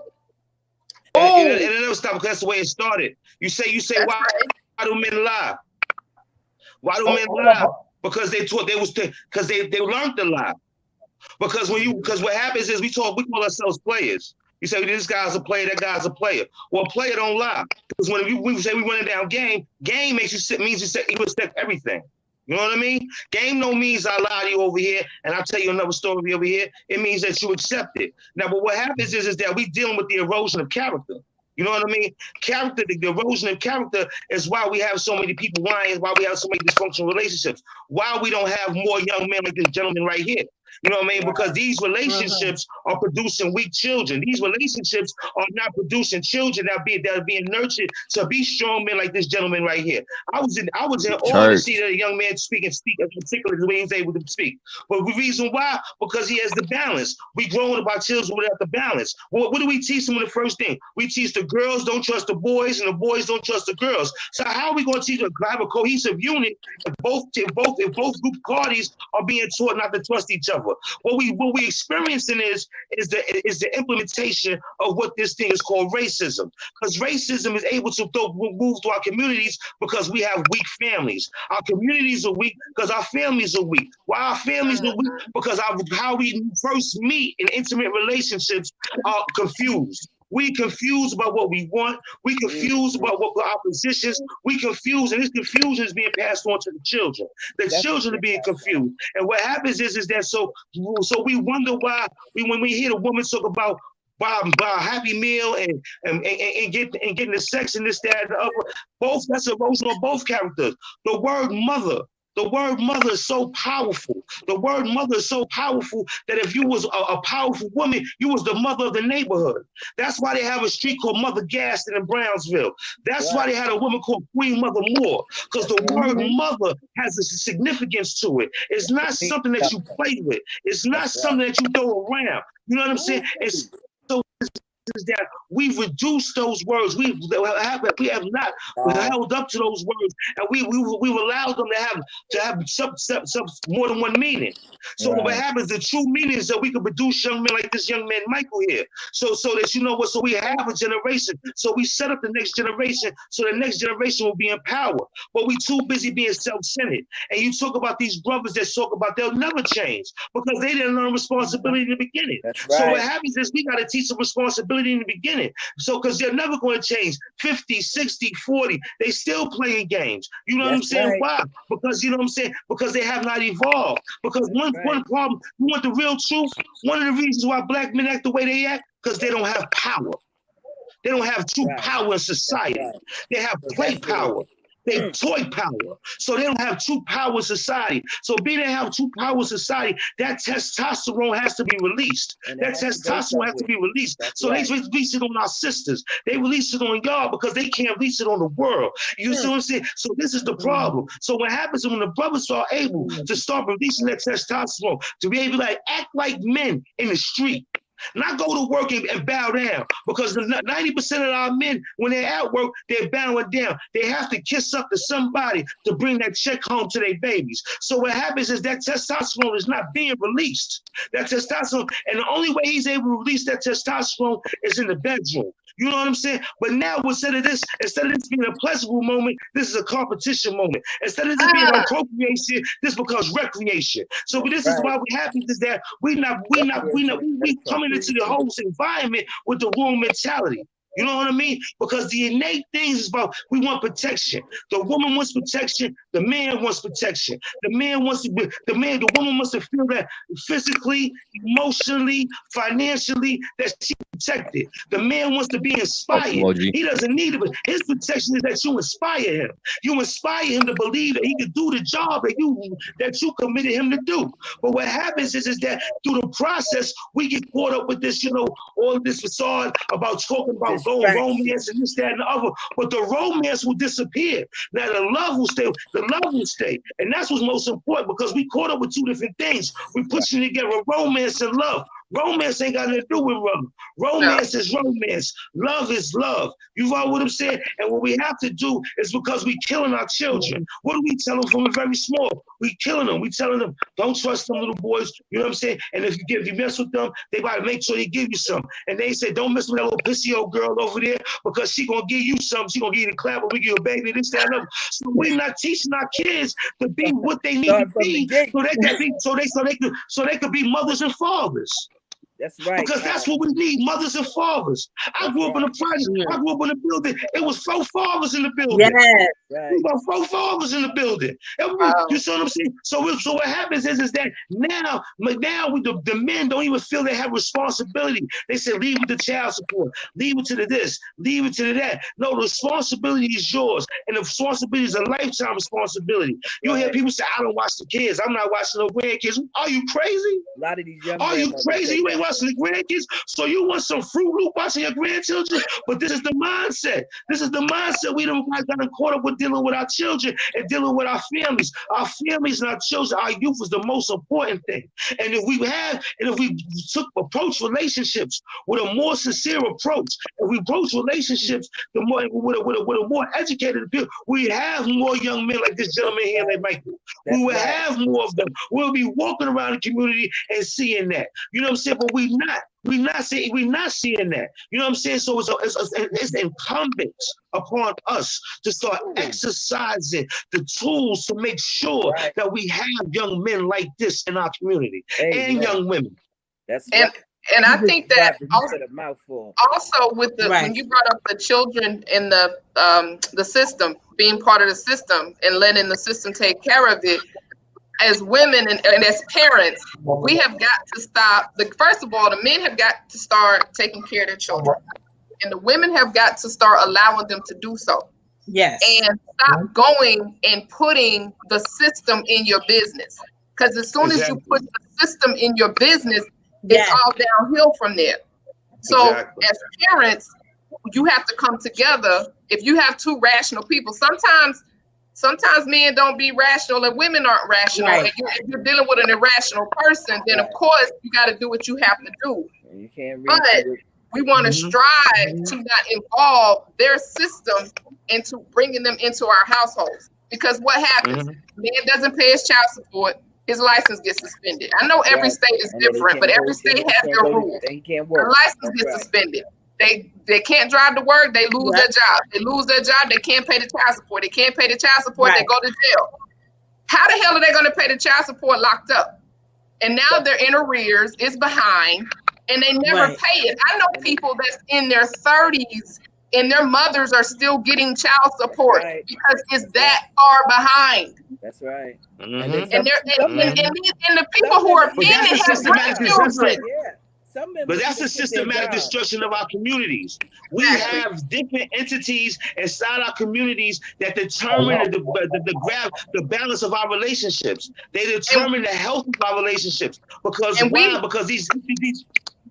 We have to start striving to become husbands and wives versus baby mothers and baby fathers. Instead of competitors too, because men. Yes, but you know what, Mina? Let me go back to that. We are having kids. That baby says some baby trying to talk. You know what? All I was just chiming in. Go ahead, babe. I was just saying that in relationships, a lot of times couples are competing versus being cohesive and trying to work things out. Now, granted, all relationships don't last, but there's a law that governs everything. You understand? And there's law in relationships. There's law in friendships, you know? And so if something is over, if something has reached its peak, we can still cohabitate enough to take care of our children. You know what I mean? And then we wouldn't have to bring in outside entities. But if I can't talk to you and I can't reason with you and I can't ration with you because you're a bully, because you can't reason with a bully, you know what I mean? You can't reason with disrespect. Then what am I forced to do? Now, I, for one, to be honest, I'm no big person on getting the government involved. I'm not comfortable with that. You understand? Because that, you know, that breeds a whole different program. But, you know, like I said, when we start with 1, 2, and 3, you got to take care of your children. You know what I mean? And I know instances, and you know what I mean? I'm just putting nobody out there, but I know instances where people would rather drive luxury cars than drive a hoopty and give money to their kids. And I don't understand that. You know, and I really don't understand that. And I think that as people, we have to learn to be more, you know, kinder to one another. I get it. You don't dig me no more, and I'm not too hot about you. But we have this child. And we had this child when we was really feeling each other. So you understand? So let's try to be adults. But you got a lot of people, and go back to what this brother said, that in terms of if you're not feeling the individual no more, then you just cut off all contact, and you can't do that. You can't. And then you got these kids out here, you know what I mean, damaged, you know what I mean? Imagine how it feels to wonder, well, Dad, my father, he don't really care about me. Or even my mother, because we got deadbeat moms too, you know what I mean? So imagine how you grow up as a child feeling not loved. Now you a young adult. Now you a male and you're dating women. You want to date 2 and 3 women because you want to get the love that you didn't get from your parents. It's happening. It really does happen. And I think that you touched on something, because I feel like that's why a lot of men, not all, but some men are dating women, and they're expecting the woman they're dating to be their mother. Oh yeah. Because I ran into that situation, and I'm like, I have 2 sons. I don't need 3. I'm not dating you to be my child. Okay, hold up. But we also have. I'm not being disrespectful, but that was my personal experience. And I'm like, yo, wait a minute. You're entitled. I want to bring somebody else up. Hold on. I want to bring my Rob up. Yo, Big Rob, what's up? You been listening backstage, Rob? You been listening backstage? Take your mute up. Your mute on. Your mic. My man raised a lot of valid points, but we have a fiduciary responsibility. It's not just us, it's the system. It's the way we set up. I can take this all the way back to Willie Lynch and everything else.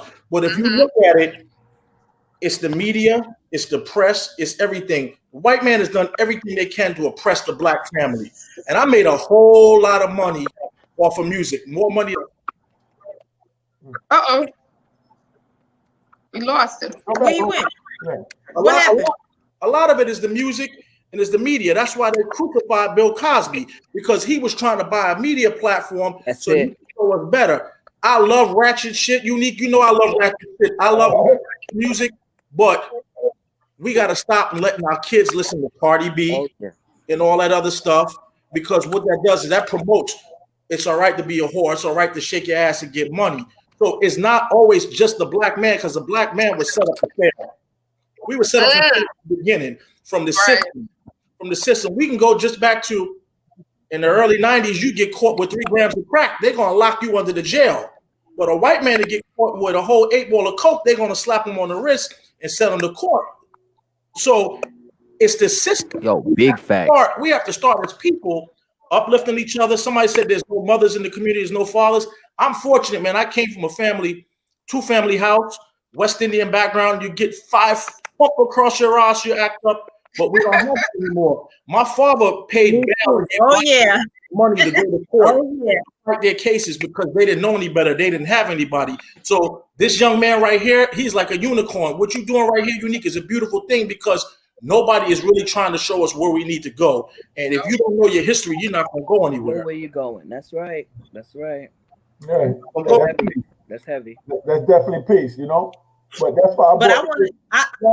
You said something. You said that some men Oh, go ahead. No, No, go ahead, when go ahead. Rob said, from the beginning, and I do understand when you say, the system has held the black man down, but I don't expect for black men to be using that as an excuse either.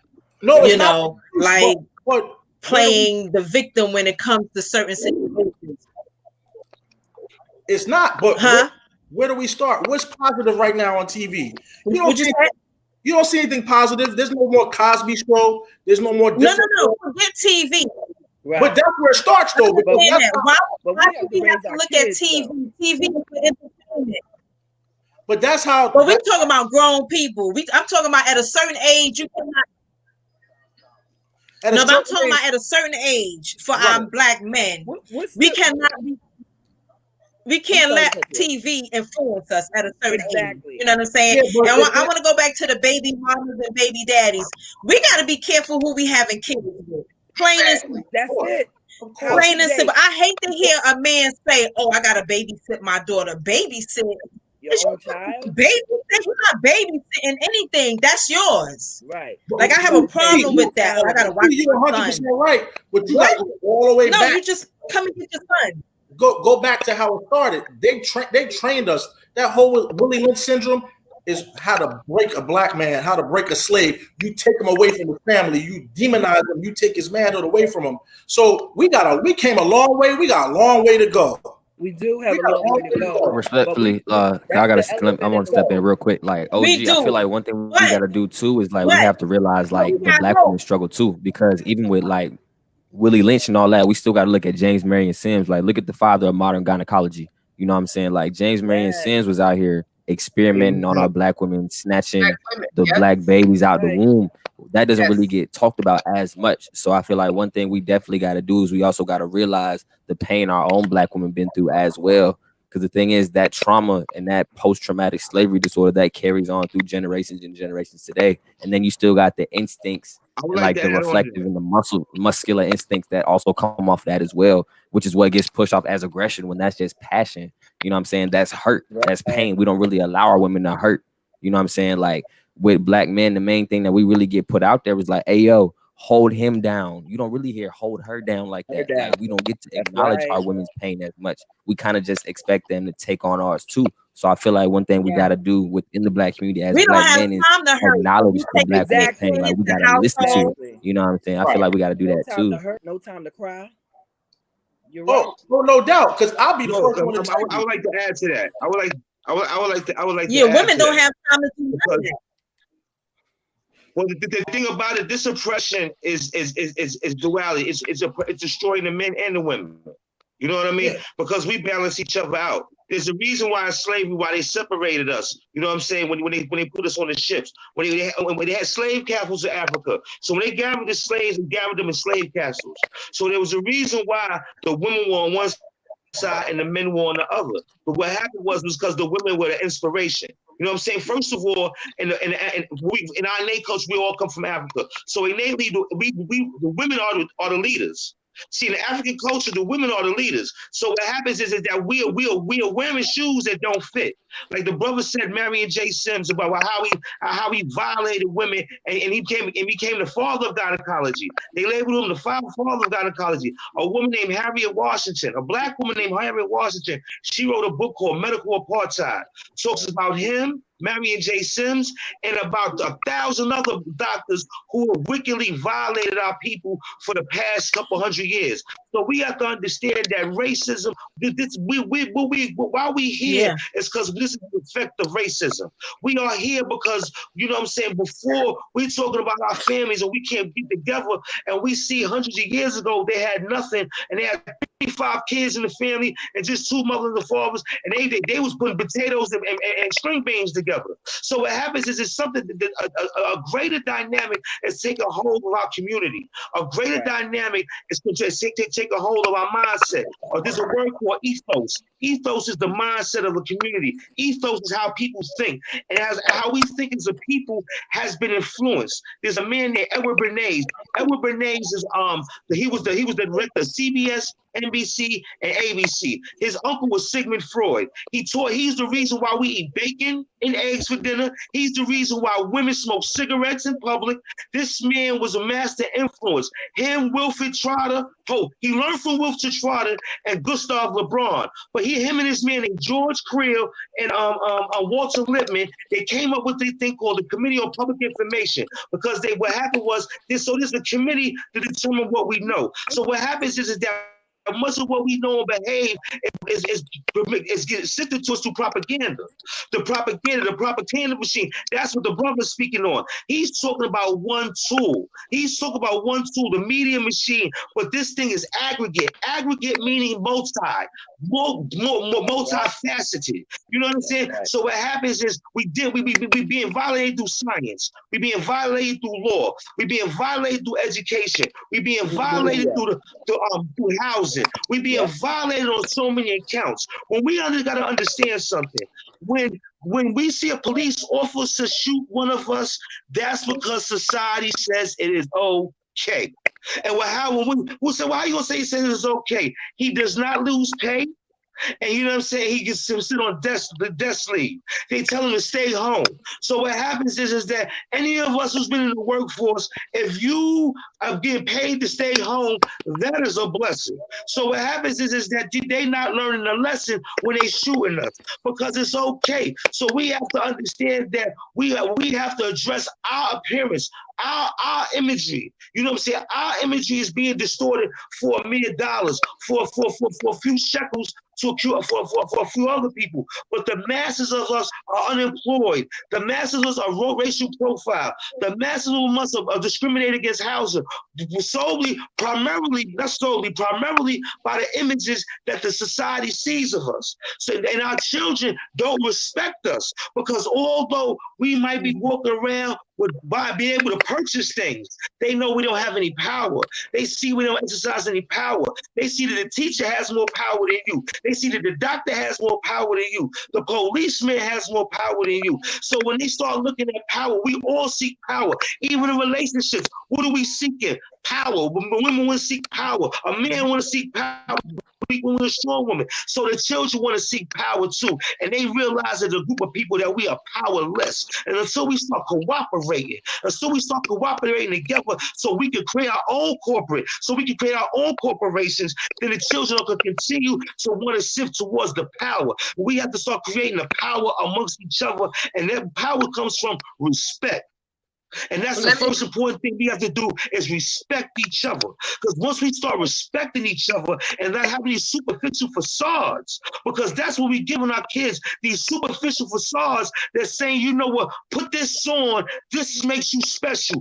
God made you special. The fact that you have breath and life in your body makes you special, and you have the potential to do anything that you can in this life. Because what you purchase, that's money that's spent, that's gone. But the energy that you have in your body that you possess. I've had many things in life. I've had many things, and I've lost many things. But what I've never lost is what I know.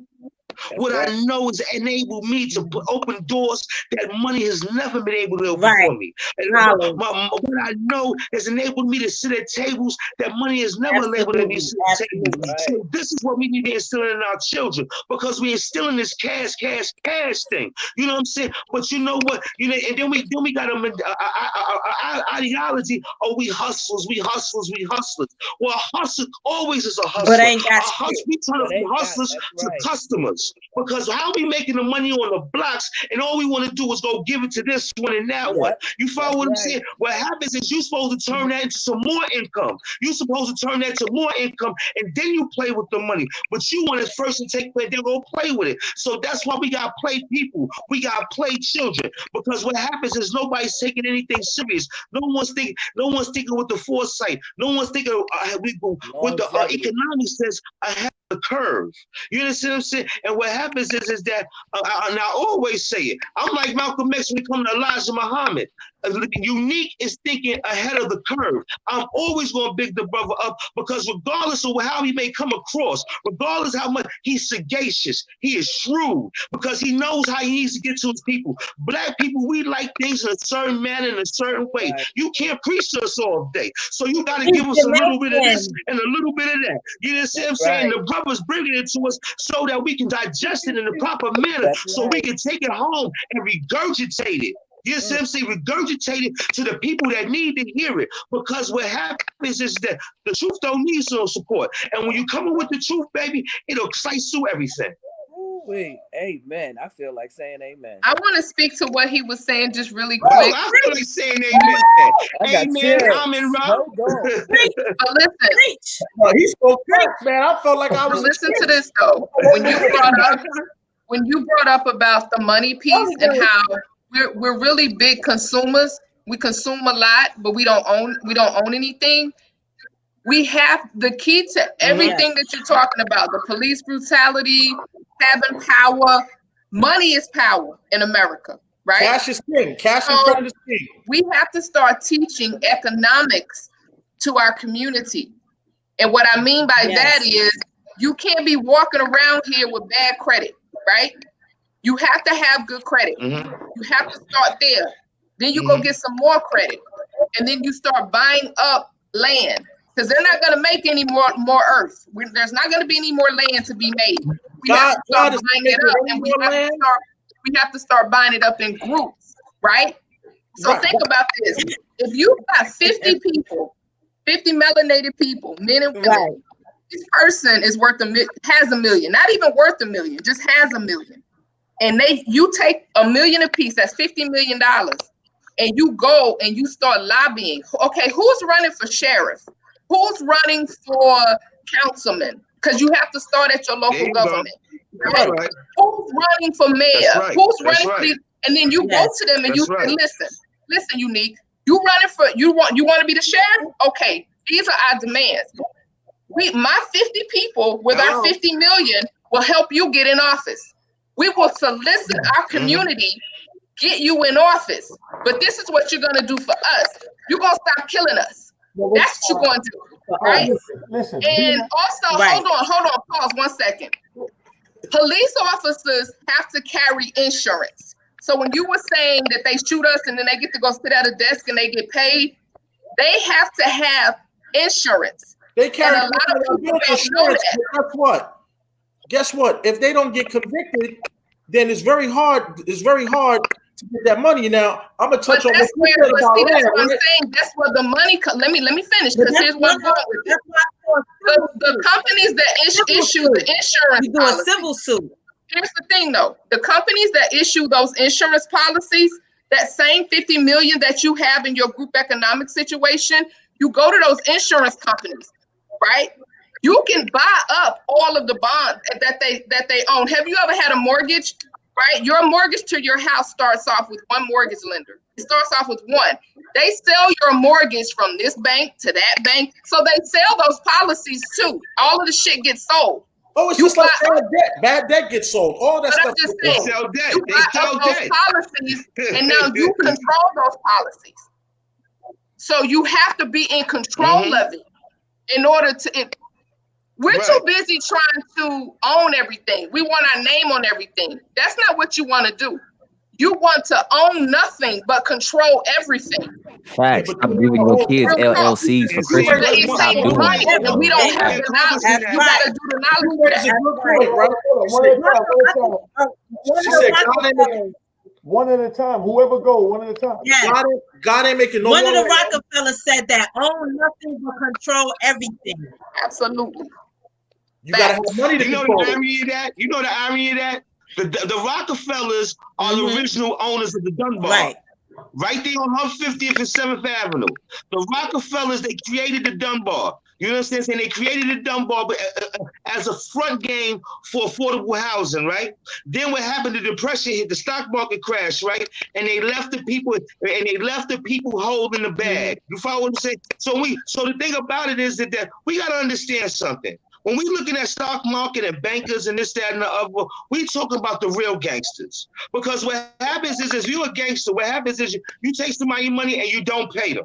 You know what I'm saying? That's right. And this is what they do. So what happens is this. So this is how they got on. You follow what I'm saying? So why? Because they said, you know what? I'm taking that, and what you gonna do about it? You follow what I'm saying? So what happens is that when we start understanding economics, that's what capitalism is. That's what global economics is. I go to your country, you got chocolate, I'm taking that. You got rice, I'm taking that. You got oranges. First of all, the name Banana Republic goes back to that man, Edward Bernays again. He created the name Banana Republic, the same place that we go shop at.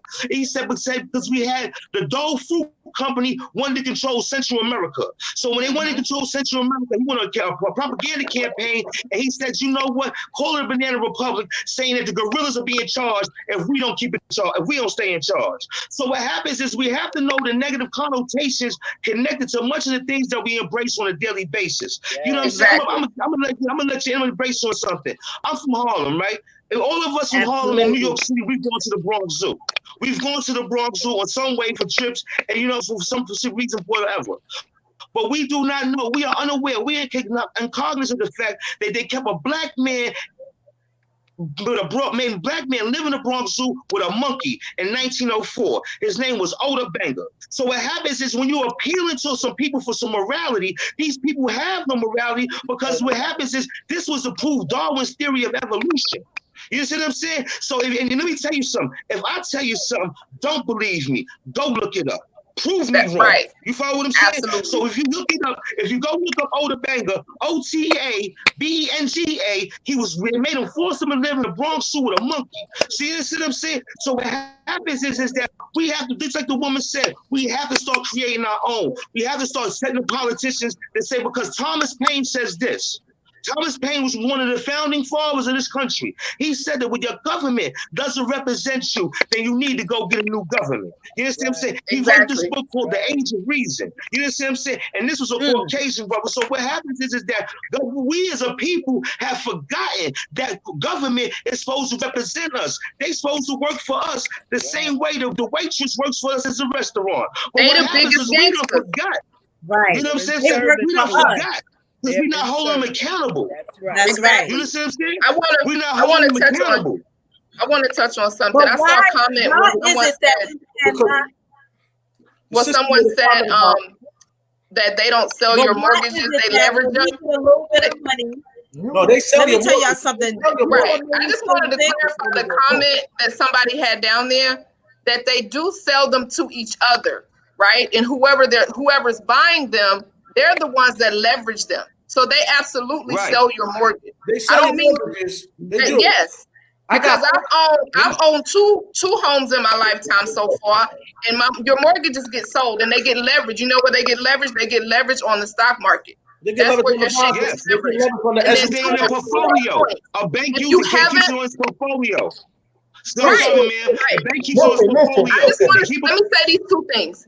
If you haven't watched The Men Who Built America, if you haven't ever watched that, watch that shit, and then watch House of Rothschild, because the Rothschild family is the real gangsters. Those are the real gangsters. They're the real gangsters. So if you never watched those two series and documentaries, you guys need to watch that.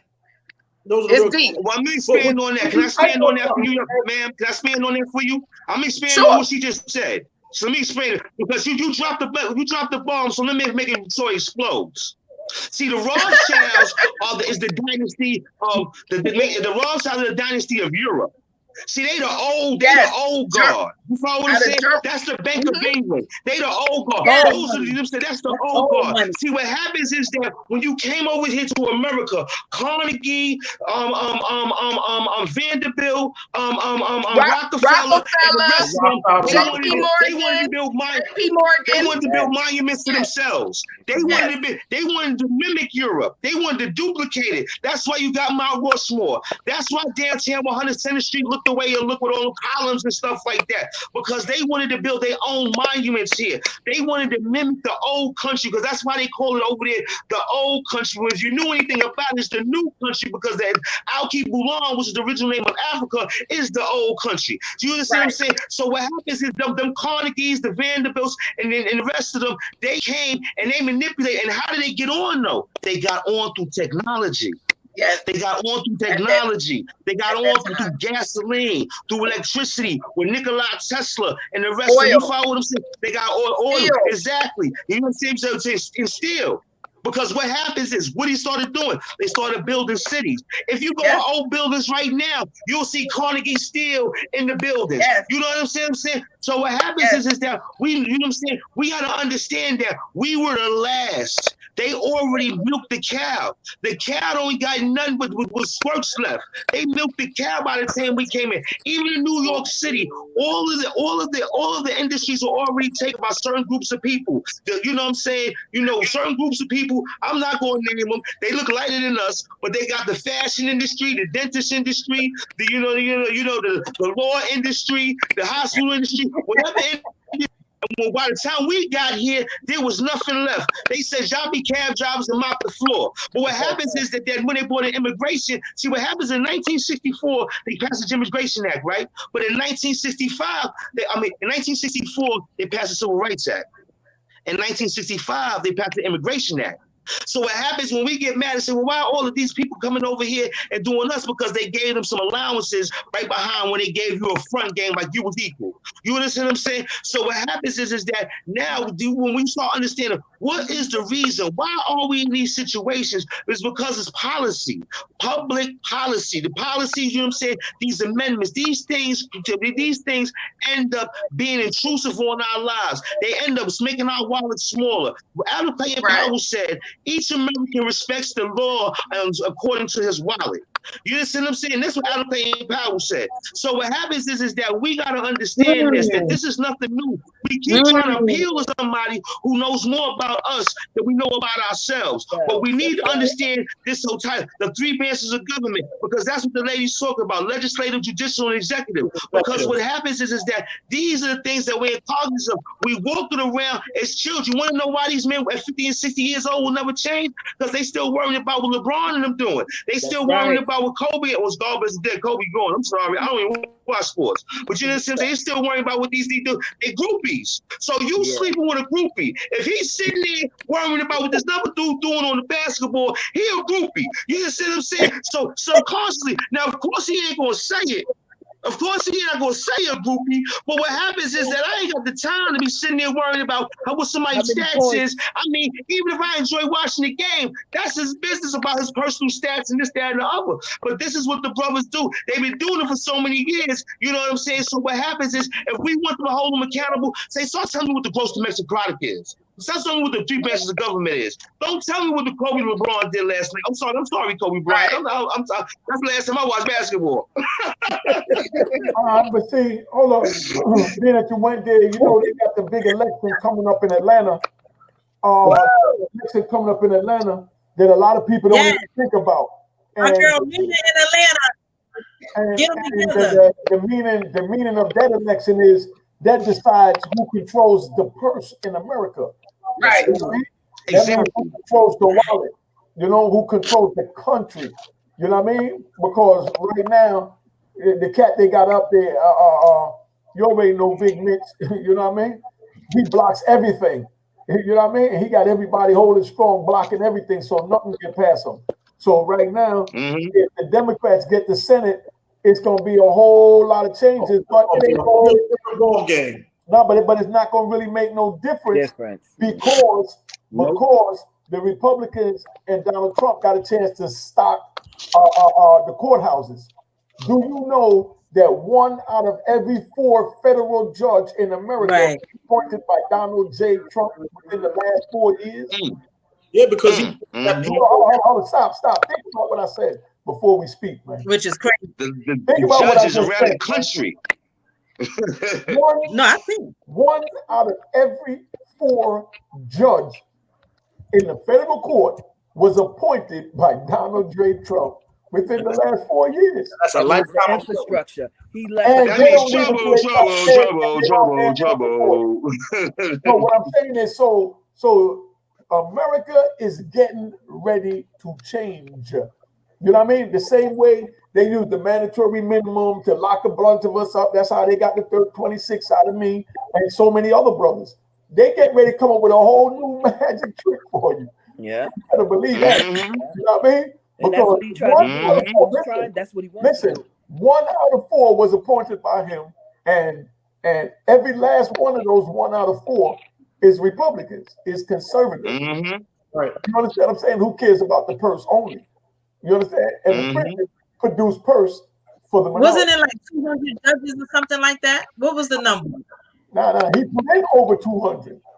You know what I mean? He put Donald Trump put in over 200. Right. That's the point is, and the judges interpret the law. The judges interpret the law. Was appointed by the conservatives. 233. Now, hold up. Now think about the other judges. How that was already 233 judges. You understand? Just think of those judges. You know what I mean? So some of those are Republicans too. So majority of the judges is against us. So you go in front of these people what you want to in 2021 forward. Right. Because even with him going, his infrastructure is still in place. And that's how he said it. Because like I said, listen, my case got overturned back on June 1st, 1999. The Supreme Court quoted my case, unique versus Wainsworth Hall, got overturned. You know what I mean? And shouldn't be doing a kingpin charge. That was back in 1999. You know what I mean? And them people came and see me and said, we'll think about honoring that, but we need to know what really happened with you and your brother down there in Virginia and up and down the East Coast, because you never said nothing and your brother is dead. You know what I mean? And being that I wouldn't tell them nothing, they said, well, you fight it with the court. I fought it to the court, and the court said, you're right. But there's no vehicle to allow you to bring your papers in front of me so I can let you go. But you should be released. They told me in writing you should be released in 1999. But there's no jurisdiction to give them the power to release me. But I'm innocent of violating the statute and I should be released. Wow. Where do I go if I can't go to your court? They had me, you check my name in any computer every year. How was that possible? I was impossible because they do what they want. You do what they want. That's Once they say it, all you can do is fight it and take it to the next court and the next court and the next court and the next court. For 20 years, I filed almost 60 motions to get my freedom. Yeah. How hard I fought to get here to sit on this platform. That's why I said I want to keep it positive. That's crazy. You know what I mean? 1999. You know what I mean? And say, but we don't have jurisdiction to hear it to put you on the street, actually. But you know, you all innocent of being a kingpin. You know what I mean? I didn't even have a drug. I never got arrested for something in my life, but they charged me for being a kingpin. I never got arrested for selling drugs a day in my life, but they charged me for being a kingpin. You know what I mean? And I'm telling you, well, the kingpin says that it's a continual criminal enterprise. You need 3 or more drug violations for it to be a series. You said it's a continuous series of violations. I don't have any. So where is my series? If there's no series of drug violations, then there's no violation of that statute. It's just common sense. That's right. They say, yeah, well, you one of them smart niggas. And you keep fighting in the court. You know what I mean? Said you'll figure it out. Yeah, I said you figure it out. Keep chasing your tail, nigga. And if you don't have one, you'll grow one by the time you get out of our prison. You know what I mean? Now let's keep it 100. That's why I said my crazy. I had to deal with that for 20 years. And I'm watching other brothers go out quoting my case, but they said under the United States so unique, you must be released. But I'm sitting in prison watching people go home and secretly quoting me.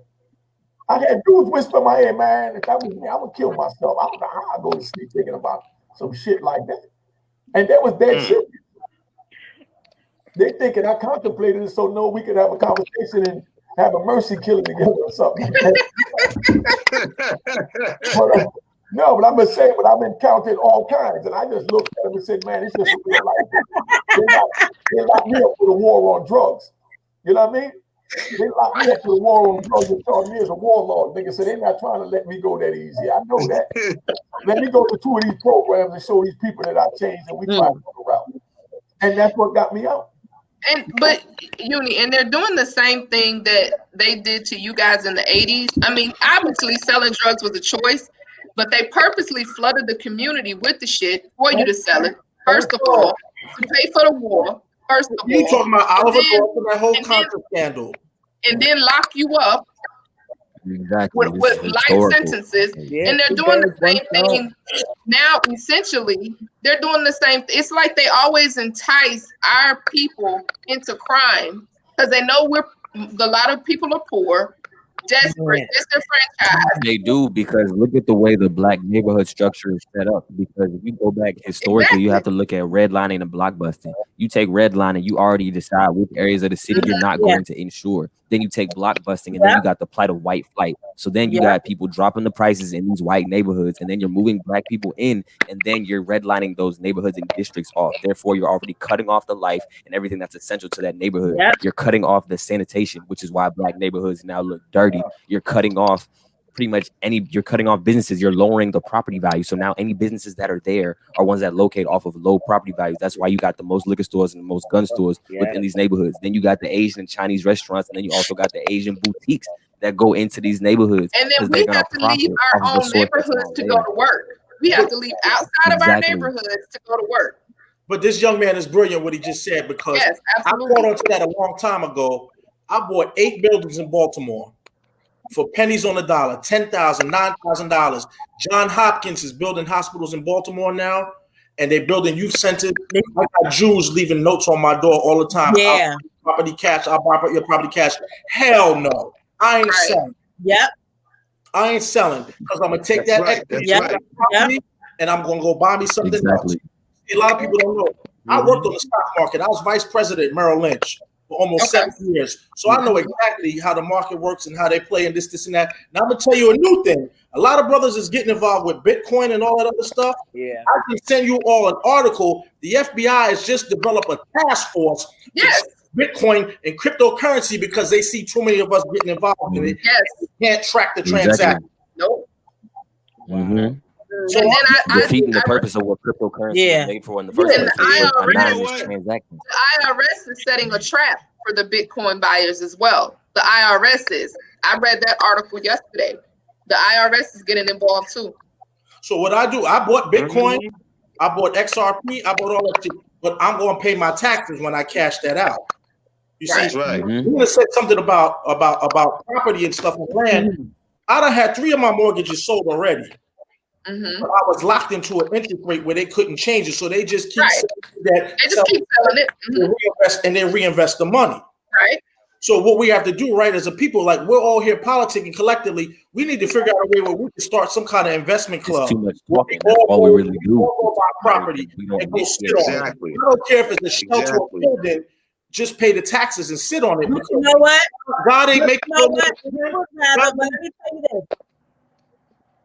Let me tell you this that was so sickening.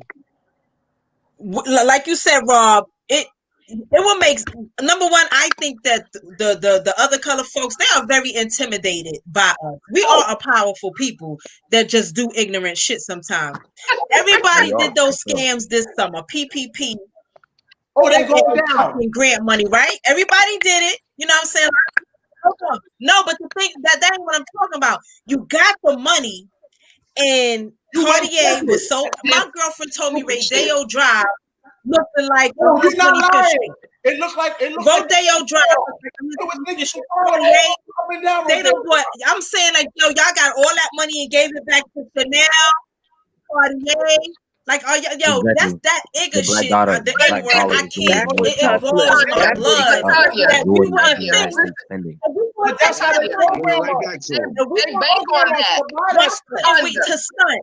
They know we're gonna do that though. They know that's what we're gonna do. They program us. They program us. They know that. Think about it. It literally dates all the way back to slavery and the system of slavery. Because think about it. When you take a person away from their own culture and then you pretty much implement into them, slaves are only given good clothes on Sundays. That was mental. So therefore, that's ingrained in us that we think success or a certain status is limited to what we wear. That's why we literally make up the most dollars. The black dollar makes up the most in regards to spending. our products. How do And you I'll be say the first. masses is asses? I'm Let me tell guilty you of what, it. if we held our dollar back, they need our money. We are the biggest consumers. Yes. If we held our money back, that would be so much power taken away from We'd have those so people. much Y'all have buying no power. idea. Yeah, If we we'd was have to put buying all that power. money together that everybody got back in the That's summer, right. yo, we Oh, would be a you're 100% powerful people right. to be able to own our own shit and take back some type of control. We gave them 100. they gave all that money back to the white folks. It's Of course, crazy. because Right. Crazy. You know how my father made his come up? You're gonna be fly in eviction court next year. Yeah. You know how my Right. father made his come up? And I wish Because your rent ain't paid. I wish I'd have listened to him when I was getting all that money. My church, Abyssinian Baptist Church, was begging people. They were selling shells to brownstones for $100. They were selling shells to brownstones for $100 in Harlem. My church was begging people to do it. My father bought 10 of them joints. Wow. Because he was smart. So he was smart. So we got to reinvest and we got to stop spending our money. We're the biggest consumers. I'm guilty of it. I got all was young. but I can Listen, afford. I was like 2021. Exactly. Yo, I wish. You know, I don't have any The kids. thing about it is that Yeah. And I don't have You any don't have kids. assets either. I tell my sister, you buying your kids all this Balenciaga and Right. all this, you feeding them all this fetishes and shit. They can't afford that. The motherfuckers can't even read or write. Exactly. That's real. But that's So you real. setting them up for failure. Yeah. But definitely. sociology has a name for that. See, a lot of times we And- always say exactly. but it's called present orientedness. We can't prepare for the future. We so caught up with today that we can't prepare for the future. We See, don't the even thing about plan it for the innately is black people, we like to look nice. That's a given. We like to look nice. But the thing about it is the fact that we have a lack of preparation for the future is the most detrimental attribute of that behavior. You know what I'm saying? Because we're not preparing our kids for the future. We're not creating any wealth. We're not creating strong communities. You know what I'm saying? So that's the exact problem. We don't understand that they already have us figured out. We got to figure it out ourselves. You know what I'm saying? Right. Once we start figuring it out ourselves, then we'll be able to make the application to talk about fixing what's wrong in our community. That's right. But because we don't take enough time, it's just like I'll tell us. We sitting here on this panel talk about. And relationships, we need to learn ourselves as individuals before we start getting into a relationship, right? Well, there's also the thing called group psychology. We need to understand ourselves as a group of people before we start evolving ourselves and things that we're not aware of or don't understand. And then once we start understanding, when we start have a greater understanding, then we'll know what to involve ourselves with and what not to involve ourselves with. Because what happens is in the black community, it's 3 different income brackets in the black community. You got the poor, you got the working class, and then you got the upper class. What happens is these three classes are not on the same page. So they don't have the same ideology. They don't have the same modality. So and they don't have the same information. See, what happens is a lot of these people who don't have the information. You have to be informed to make better decisions. Intelligence is that when you hear the government talk about we have intelligence, that just means they say we have information. So the better informed you are, the better decisions you're making. So what happens is we have a people, we have to start bridging that gap. We have to start bridging intergenerational gaps about what Unique is doing right now, bringing the different generations together, and we have to start bridging those economic gaps because we sitting there. A man named E. Franklin Fraser wrote a book called The Black Bourgeoisie, and in his book, The Black Bourgeoisie, he said, unfortunately, the people in this upper income bracket live in a land of make believe. They live in a land of make believe because although they might be able to make money in this other culture, they're not accepted by them. And then when they come back to us, they're not accepted by us, so they're in a limbo. They're in a catch-22 because they're not accepted by the culture that they live in and work in, and they're not accepted by the culture that they birth from. So we got to understand something. We got to balance that out. You know, we also touched on something. Unique touched on something about your mic.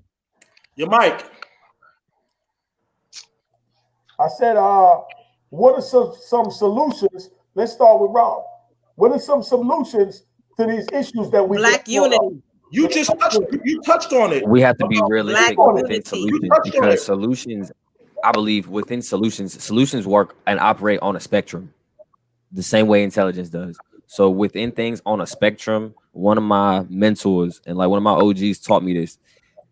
We weren't made to live in this house. We weren't made to live in America. That's the first thing that we have to realize.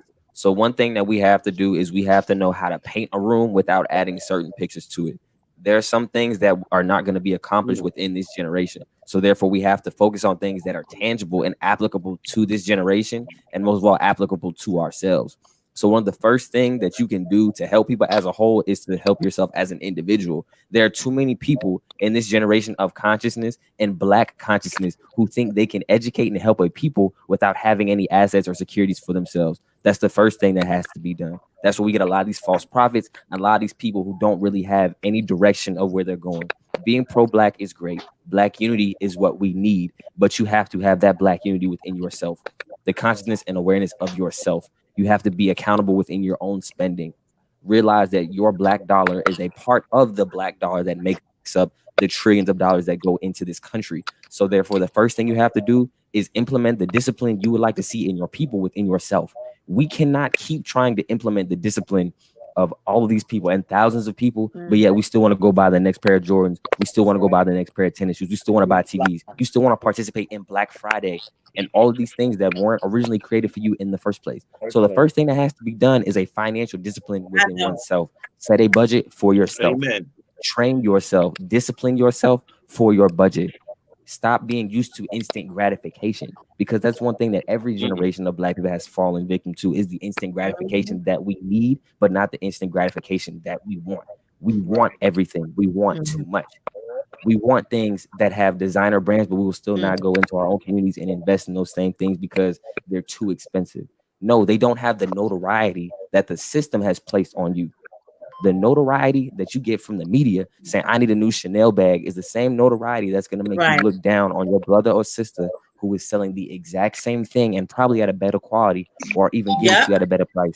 So the first thing we have to do before we can start trying to address everybody is start addressing things within ourselves. We cannot apply everything to everybody. You have to be the own change within yourself. You can't expect it from everybody else. So the first thing that I believe is starting from the ground up. You may be financially literate. Just because you have a degree does not mean that you're made to speak for our people. And that's something that a lot of people aren't really going to like. But as a business student, I'm not relying on my degree. I'm relying on the information I'm getting from my elders and my experience. So therefore, the first thing I'm going to do is continue working on my own financial discipline. What school did you go to? Each one, teach one. And before you can teach somebody, you need to show yourself that you can hold yourself accountable. Because if we don't have pillars within our community. We have a lot of nice statues within our community. We don't have pillars within our community right now that we can build off of. Because for one, we have too many different ideologies floating around. We have too much pride floating around where everybody thinks that their belief system is correct. Nobody's trying to come together.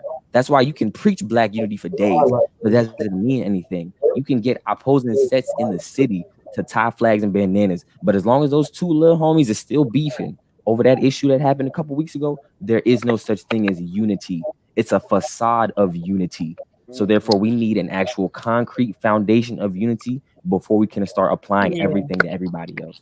So the first thing you have to do is take accountability for yourself. Realize, how have I added to the system that's aided in my oppression financially?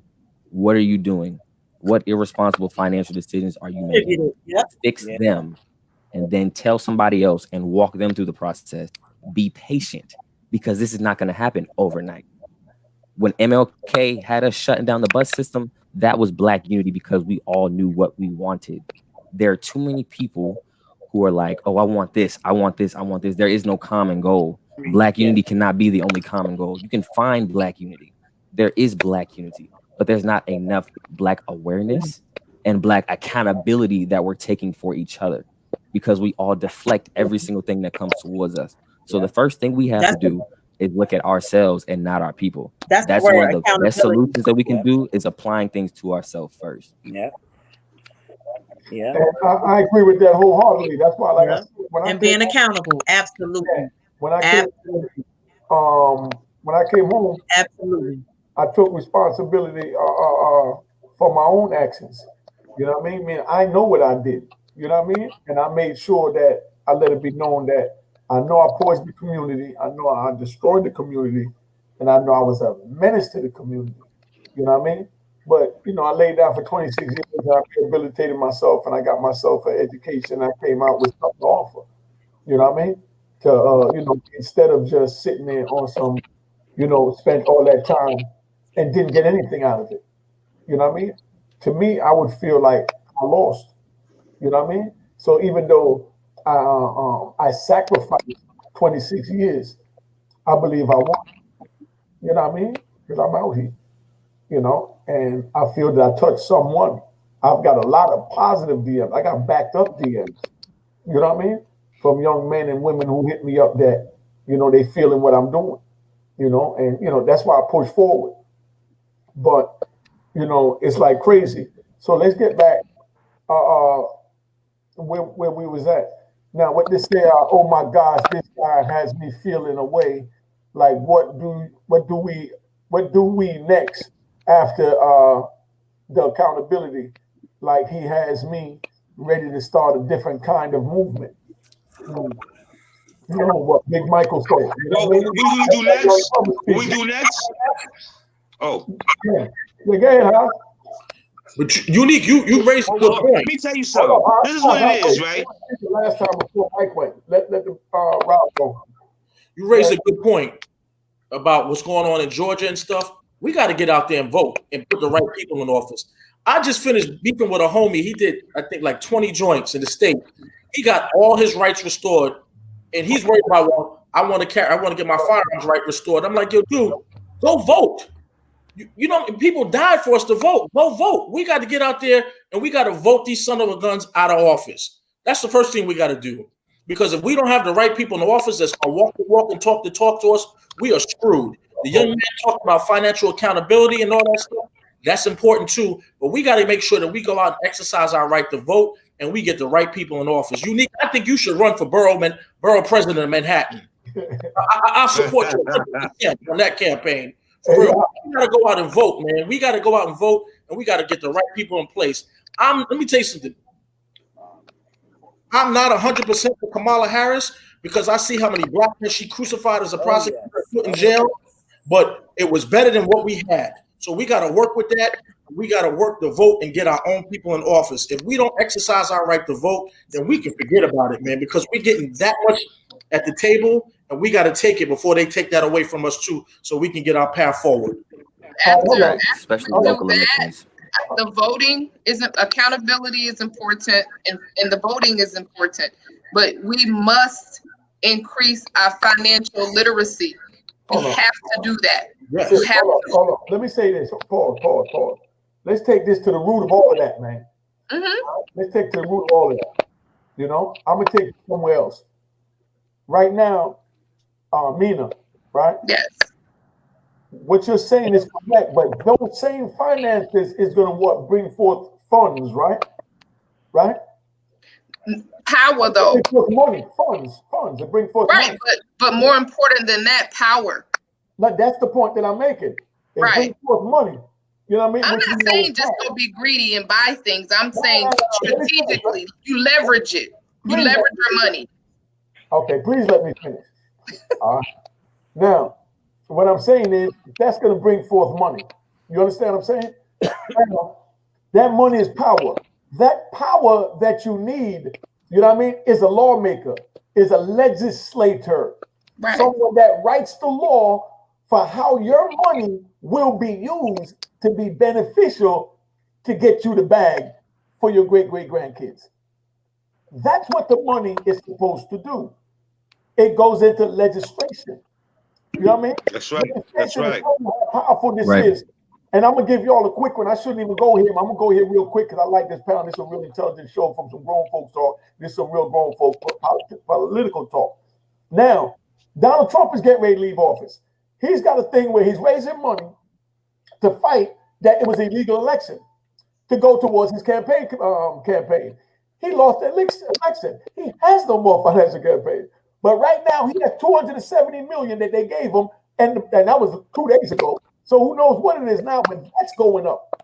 You understand what I'm saying? So now he has about $300 million sitting there that he got in campaign donations that he could use to pay himself and his family, buying a brand new jet, a brand new mansion, wherever they want, and say that they need to live there to run that campaign organization. You know what I mean? That they get ready to put forward. So he got that $270 million. But that's nothing. What makes him more dangerous to America? What makes him more dangerous right now to America? You know what I mean? Is that when he gets out of office, because right now it's no longer a Republican party, it's a Donald Trump party. Whoever he says vote for, they vote for. Whatever he say do, they do. You already see all those congressmen sign on to the bill and all that to let it be known that they know they're wrong, but they're gonna sign on anyway because he's gonna do whatever he say do. Because he's the man. Now he's leaving office, but he's not leaving Washington D.C. He got $270 million. That if any one of those politicians and any one of those senatorial, places or whatever don't want to comply with whatever him and his friends and his party wants, the Republican, the Trump party wants, he's going to take some of that $270 million, which is a lot of damn money, you know what I mean, even for campaigning, you know what I mean, and put that into putting somebody else about his agenda, even though he's not in Washington, D.C. That's my point. Washington, D.C. Right, so we agree. And, oh hell yeah, I'm not here to disagree. That's why I sat back and y'all my guests. I know all this crap. I tell you, that's some crap. I know all this crap. Don't think I'm no dummy. I might play. No, I didn't say that. Yeah, Stop it. Yeah, but on some real talk. So right now, so y'all fully understand when he walks out on the 20th. You understand what I'm saying? He got that war chest. Let's hope he walks out. But now when he walks out on the 20th and he goes out there now, it's a whole nother ball game. He still controls all of that because he got $270 million to back whoever he wants to run against anybody, hold a campaign rally and say, vote for him. He's not with us. You understand what I'm saying? So he's still. If he can manage to stay, if he can manage to keep the District of New York court or whatever it is off his ass, and he can manage to stay out of jail. Listen to me. Listen, he's going to be more powerful out of office than he was in office.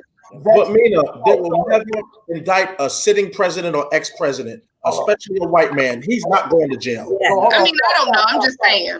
Stop. I didn't even want to get into that, but I'm gonna get into that crap for a minute. Letitia, hold on, I'm gonna get y'all some crap. Just listen so you understand what's going on. New York State, Letitia is on his ass. Hold on for 1 minute. New York State don't have anything to do with the federal government or attorney charges though. Period. He has state charges. Now the issue that New York State got with Donald is that when Donald walked into office on January 20th, you know what I mean? 2017, first thing he did was fire every single New York prosecutor on the list. All of y'all fired. I don't care who you are, you fired. Because y'all was down with Obama with that clemency thing, get rid of that. Now all of y'all fired. And they for what? They're like, man, because y'all are Democrats and y'all against us. And that's how he went and said it's the Republicans against the Democrats. Right. You know what I'm saying? So now when he did that, now we got that going. So you know who's he done fired all of them, and they still got loyal people that they brought in from other places. That's just FBI agents, and those are men in blue. Right. You know what I mean? And they feel bad for what their people did. So the feds can't tell the state to clear anything. And you got to remember, he disrespected every branch of government in the United States. So he really don't have the friendship like absolutely. So all that what they did with other presidents, that's one thing. But like I said, bottom line is, no other president ever disrespected the Supreme Court chief judge. Well, we lost Unique Chi-Chi. The district court judge, the appellate court judge, you know what I mean? The attorney general's office, you know what I mean? He disrespected Chi-Chi. You know what I mean? So I mean, right now he don't have that friendship that he would have, in other places. Put him up, yeah. So that's where we at. But I mean, don't get it twisted, man. That money is to put legislators in office that wants to make laws that fit your lifestyle.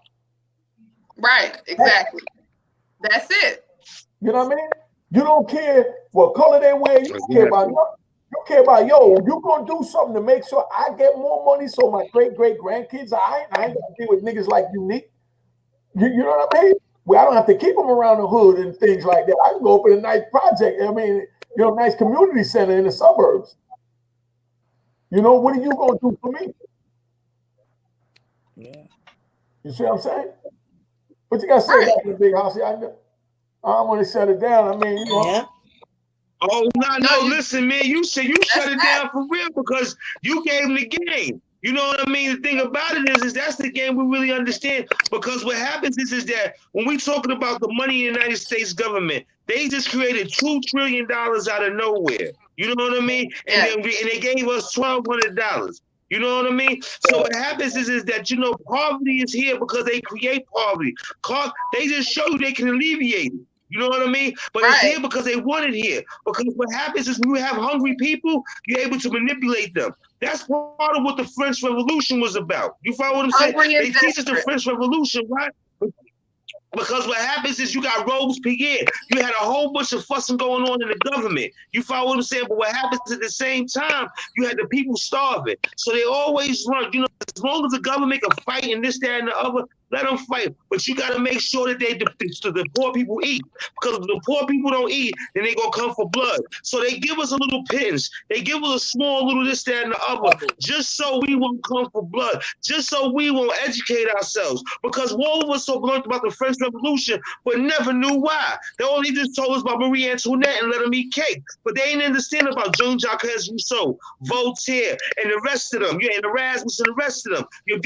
That's the original, when we want to say that word called Illuminati. That's who you're talking about. So you know what I'm saying? These were called the enlightened ones that would talk about, I'm going to go away from the Catholic Church. You know what I mean? So we understand that these systems that we dealing with, you know what I'm saying, is make sure that we all on the same page. Well, that's why they educate us. They educate us because if I live in Florida and someone else is in Oregon, it's a possibility that we might never meet. But if I educate you, I'll make sure that the people of Oregon and the people of Florida have the same mindset. You understand what I'm saying? So what happens is that we've been educated so that we'll be handicapped. You know what I'm saying? So we will be able to maneuver. So we will be able to produce young men like this gentleman right here. So they won't be able to have young women. Because another thing I said about Oda Banger, but when the brother said about the sisters, right, there's a sister named Sarah Bartman. Sarah Bartman, what they call her the Hottentot Venus. They tricked her to leave her country because what happens is that the thick thighs and big booty that women have comes from a tribe. It comes from a tribe in Africa. Yes. You follow what I'm saying? So what happens is that they tricked her to say she was going to be a film star, whatever kind of star, you know what I'm saying? But she became a circus freak. And then what happens is that after she died, they didn't even give her body back to her family, back to her people. You know what I mean? So and they displayed her naked, and they displayed her naked in the museum. So what happens is that we have to understand that if we don't value ourselves, then it will never hold any value. We have to value ourselves. We have to start respecting each other. We have to start learning how these operations operate. We have to start understanding how government operates. And like the young lady said, practicing group economics. We have to start giving our money instead of a product to the politician. Because the politician, what happens is that once you get a politician the money, guess what happens is he ends up giving you this thing called jobs. He ends up making sure people in your community have more jobs. He making sure he starts extolling favors to you. We're more worried about the presidential. What's that? I said he works for you at that point. The politician, he works for you after you get him in office. Exactly. Yes. Exactly. Because he's not worried about votes. He's worried about campaign contributions. You know what I mean? Right. We talk about I voted for you. How much money did you give me? You follow what I'm saying? And see, that's the most important issue. We got to understand that this is about how much money we give them. This is how we ever exercise power. This is how we ever have laws passed so they'll be on our behalf. Exactly. You got to keep it in mind. Keep it in mind. Obama said every dollar count. You know what I mean? And that's how he won. But then Donald Trump came in like Big Hassan just said. You know what I mean? They said how much you putting in. So we gonna knock out them little dollar niggas. You know what I mean? Big niggas. You know what I mean? We gonna come up with a big grip. So that's the baby money. That's baby money. Can't take little back. You know what I mean? They come with the big back. Now, let me ask you this. That's right. But y'all think about the fact. But That's look, right. Hold on, everybody listen. While you're speaking, you can't say the C word. YouTube don't want that. But you can say pandemic. Okay. All right. So what do you think about the vaccine? And should you take it? Are you going to take it? You know, one at a time without everybody talking over everybody. You know what I mean? Nope. It sounds like the Tuskegee and syphilis experiments all over again, and I'm not with that. I ain't getting it. No. I'm getting it. I'm not getting it. I'm not telling anyone. I'm not messing with it. What I'm asking is, I'm not getting that. why your answer? I understand your question. Because the medical system has never been set up in our favor in the first place, and the first people they were actually trying to test the vaccine on were our people in Africa. So I'm not with that, taking that. Okay, Mike, that COVID vaccine. That syphilis move you was getting ready to get on, so they know about the. You said the word. All right, gotcha. All right, check this out. So let's run it back real quick. So pretty much like, I think it was. I'm not sure what year it was. So one of my OGs gonna have to drop me that year real quick. But long story short, it was a poor black town, and there we had American doctors who were pretty much like, oh, we'll be giving you these shots, et cetera, et cetera. It can help you with this and that and the third. Long story short, because there was a certain population that had syphilis, but these vaccines didn't do anything but worsen the cases of syphilis. It actually spread the cases of syphilis and was actually going on. So then we go back to the Tuskegee experiments. People think about the Tuskegee. First thing you hear is Tuskegee Airmen. That's one of the highlights of the experiment, a highlight of the experiments, when in actuality, the Tuskegee experiments were terrible. They were pretty much injecting and experimenting on black men. And then the Tuskegee Airmen were simply an experiment in seeing how can black men do in regards to the military. That's where the Tuskegee Airmen come in. And the thing is, these Tuskegee Airmen actually turned out to be amazing fighters. And they were actually saving some of these white pilots in a lot of these dogfights. But the Tuskegee experiments and just the syphilis experiments that they did, and then on top of that, the other notorious experiments they did where they would bring black people into hospitals and say, hey, we're going to give you this treatment, when in actuality they were radiating them. There was an older gentleman who actually ended up working at a hospital until he died when he was about 86 years old. This man had holes in his head from the experiment that they had done on him, but nobody knew about it. The medical system has never been set up in favor of African Americans or black people. One thing we have to realize is these medical textbooks that a lot of people read are the same ones that say that black women have a higher pain tolerance, are the same ones that are the reasons why a lot of our black women go to these hospitals and may not come back, which is the main reason why we have to have midwives and we have to have doulas for our black women, because these hospitals are not designed for them. You have there's racism embedded within the foundation of a lot of these Western practices, including psychology. Look at Sigmund and Freud. Okay, look at the regular medical system. Okay, you got the medical apartheid. Look at everything. You know what I'm saying? So it's like, in regards to this vaccine, holding off on that. Most definitely, because the first place they wanted to originally test this vaccine out was in Africa. They did. There's a reason for that. Let me jump in. Jump in, baby. Jump in. Let me jump in. Because this is my area. I've been in healthcare since '96. I'm an RN, right? I'm gonna correct a little bit of what you said with the Tuskegee experiment. You were on point. However, they had poor black people, poor communities, thinking they were receiving free healthcare. That's what it was. They didn't think they were being treated for syphilis. They thought they were receiving free healthcare, but they were giving them syphilis, right? Syphilis. So these same people took the diseases back into the black community because they didn't know they were infected with syphilis, right? So you were correct in speaking on that, so they could study the pathophysiology of the disease process to the point of death. So not only did they infect the men came back and infected the women, and the women infected the babies. Because we didn't know that that's what they were doing to us. And the nurse that actually made them feel comfortable about receiving this free health care, she was a melanated woman. Her name was Eunice Louise or somebody, Eunice Rivers Louise or someone. She went along with this program. So our community is already distrusting of healthcare.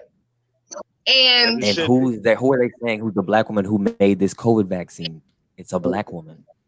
And I don't know if you guys saw this, but Australia halted administration of vaccines in their country. They're not even vaccinating anyone right now because people were coming up after they were vaccinated. They were having false positive HIV tests after receiving the vaccine. They didn't have HIV, but they were coming up false positive. So they put the kibosh on the whole thing in Australia until they could figure it out. Nobody's getting vaccinated over here. So as a nurse, I'm not even getting the vaccine because any research worth its weight takes 10 years at minimum to develop. That's what it was for the flu vaccine. Right. You're going to put something together in 6-8 months and it's supposed to work? No. So my answer is no, I wouldn't take it. My reason.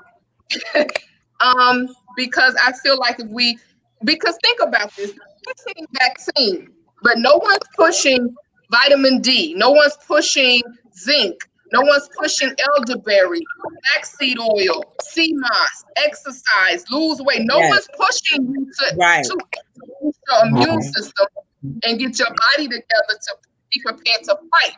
Right. Back in March, when everybody was out buying up all the toilet paper, I was buying up the vitamins and the teas and the ginger.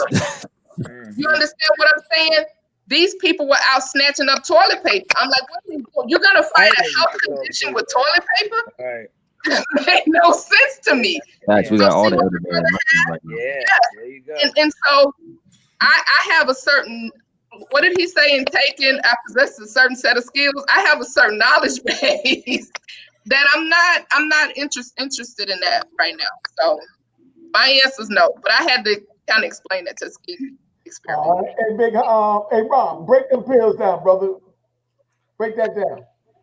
All right, give them one too. All right. Vitamin D. Black elderberry. Yeah. Black seed oil. I got. What it's for. Yes. I got hemp seed oil. Hey, black seed oil. What it's for? It boosts your immune system. It helps. It helps strengthen the immune system. And some of the you can find some of the fenugreek for sure will definitely help you. Fenugreek helps too. And it'll also so a lot of them are antiviral medicines. You just have to pick the right ones. So it helps you fight viruses. It gets your body prepared to fight what it's supposed to do. But they're not pushing that. They're pushing get this vaccine. Right. Get your orange juice in. Eat some oranges. Get some vitamin C. Like, and then we're wearing the mask. All right. So you're only supposed to be in the house around your people. So if I come to Tanya's house, I need to be exposed to them because that's how your immune system works. If you're putting on your mask and you're only around the people you live with, you're suppressing your immune system. You have to be around other people in order to keep your immune system boosted. To work, exactly. Yes. And staying in the house. What does staying in the house do? You're not getting sunlight in the house. Right. We need vitamin D. We're melanated people. Right. Our bodies absorb the sunlight. Non-melanated people, their body rejects the sunlight. Right. The sunlight is our friend. We can't get sun by being in the house. Right. Even in winter, the sun still shines. Good, dude. Thanks. I'm gonna be quiet now. My bad. Oh, you good? Absolutely. No, we need that information. I can't let Rob. Good information. I'm going to take it, and the only reason I'm going to wait until like the third phase, and the only reason why I'm going to take it is I have not seen my parents in almost a year, and if that is going to give me that added protection with that N95 mask on or whatever, then I'm gonna take the chance. I don't risk my life with all kinds of other frivolous stuff. So I'm gonna go ahead and take the chance. Now, if y'all see me walking backwards or something like that, my head like that, then you know what's in the back. Well, I'm gonna say for the record, those ain't the views of Unique and all that. So you make all your we are not down with saying don't take the vaccine and none of that. Y'all do what y'all want to do. Disclosure, full disclosure. I'm Right? not with it. I haven't decided what I'm gonna do. I don't know what I'm gonna do as yet. You know what I mean? But I ain't in a position. To each his own, but make an informed decision. It's very interesting. While the election was going on, certain laws were being passed. They were saying in New York that it was mandatory. You know what I mean? But I don't know. Like I said, I haven't made my mind up, and I definitely ain't gonna tell nobody no yeah and nay because I don't even know what I'm gonna do. But peep this. Think about this. Let's think logically, right? No one wanted to make masks mandatory. They didn't want to mandate wearing a mask, but they want to mandate taking a vaccine. Exactly. Think about that. So I haven't heard that they're gonna mandate. That's another way they're gonna target the black communities anyway. Because think about it, they're gonna say take the vaccine, your kids can come back. I know certain industries. I heard like they're gonna make COs, first responders, and everybody take them. But I might just go to Atlanta because y'all down there like there's no corona. So I'm figuring they just started vaccinating here. I think today, either today or yesterday, they started vaccinating healthcare workers in Georgia this week. I saw that on the news. You know, and if you notice, if you go around large crowds of Caucasian people, they're not wearing masks. No. You know what I mean? And there's a reason for that. You know what I mean? But we can't afford to take that chance. But as Unique said, the verdict is still out. I'm pretty sure that I won't be taking the vaccine. And I'm praying to God that I don't need it because this is crazy. You know? I don't know what I'm going to do yet. I'm still just an observer. You know? So y'all use me as the guinea pig. I mean, you know, I love you, dog. I mean, we all are individuals and we have to make up our minds. So just make an informed decision and just know what you're getting into and to each his own. I mean, I'm going to wait a couple of more phases and see what happens. You know, so Pfizer made a lot of money with Pfizer because Pfizer stock was like $9 a share. And when I heard they would come up with the vaccine, I bought it right away. Pfizer, they started doing their trials and they had a few negative reactions. Somebody had like Bell's palsy and some other things. So I'm gonna wait until like the 4th phase and see what really comes out, and then I'll go ahead and make that decision. But I pretty much have my mind made up. After about the 3rd or 4th phase, I'm gonna go ahead and just get stuck. Well, did anybody pay attention to before the election? There was no talk. As soon as they figured out Biden was probably going to win, now all of a sudden there's a vaccine. See, we have to pay attention to the politics of everything. But then you got to also look at it, right? When they were talking about making the vaccine, Trump didn't want to buy any of it because he was so dead against it because he was pushing that other stuff. I forget the name of it. All those crazy drugs. Yeah, he was pushing that other stuff. So I'm not going to be a conspiracy theorist to say, oh, when Biden won, I think it was. But it did happen that way. Just happened to be the timing. The way I think it was just all in timing, because now they all claim Pence got on TV. He took the shot. All these people taking the shots. Now I don't know. It could have been saline. But if you look at the way it was lined up, the Trump administration was pushing that other drug that his boys was behind, and the Surgeon General and everybody else said no. And they got in the back of the line, and that's why we're behind the curve on buying the vaccination now. Hold on. Money. Pfizer was the only one who did not take any of the warp speed money. Operation Warp Speed. Right. Pfizer didn't take any of that money. Yeah. And Pfizer was the first one to come out after the election saying, well, we have a vaccine. They didn't take any of the money that the government was giving. Well, that just means that they ain't got to pay them nothing. That means all that money they 100% own the patent to it. But anyway, you know, I'm not taking. Hey, but anyway, I'm surprised Rob takes. Well, Rob is in a unique situation. Jamaicans ain't quick to try nothing new. Yo, I love my parents more than life. I ain't seen my parents almost a year. Right. Where do they live? Are they local? In New York. I'm in DC now. I'm in New York. So, you know, I'm used to going back and forth. But when it happened, my mother told me, she said, you be around them people. You don't come here until they get a vaccine. That's exactly what she said. You be around them people outside. Hey, hold on. There was a question up there where somebody said that if you don't take the vaccine, you can't go to work. Did anyone hear anything about that? I heard certain industries. Certain states. Because New York was the first one that they were saying was mandatory that everybody had to take it. It was New York. So it was in New York. It was teachers, correction officers, and I think certain hospitals are mandating it. Thank God I'm retired. Well, that's how they're going to make you take it, because you're not going to be able to get on an airplane. You're not going to be able to enter another country. You're not going to be able to go to the supermarket. You're not going to be able to go into any. You're going to have to prove you've been vaccinated. Think about this. You guys recall slavery times, right? When a slave had to leave one plantation to go to the next plantation, they had to take a note. So if they got caught off the plantation, they could show who they belong to. Right. That's the same damn thing this card is going to be. You're going to have that card to move around. And what they're going to do, they're going to limit your mobility, and they're going to limit your kids' ability to go to school, which is why kids need to be homeschooled anyway, because they ain't learning shit in public school. But that's another story. But they're going to limit your mobility in order to control you. So and force you to take it, because you're going to feel like for example, you feel conflicted. You want to see your parents, and that's understandable. But you may be like, I want to see my parents, but I don't know if I want to take this vaccine. But I want. So they're going to play on our emotion rather than our logic. They always do. Right. Yeah. I just want to get what they want. I just went to Puerto Rico, and as soon as you get off the plane, it looked like something off the movies. They all in the suits with the face things on, and if you didn't have a proof of vaccination, they gave you the test right there. I thought they was gonna pull my eye out with a shish kebab. They went so far up my nose. Gee whiz. And I had corona. They not time last year. It's no joke. It's no joke. It knocked me on my butt. It's a very, very dangerous virus. People think it's not real. It's a real virus. I review mortality cases, and mortality, as we all know, means death. So I'm seeing these cases of patients who are passing away from COVID, and I'm looking at what happened to how it ravaged the body. So it is a real virus. It's definitely real. Don't say the word. Hold on. Don't say the word. Just say pandemic. I didn't say.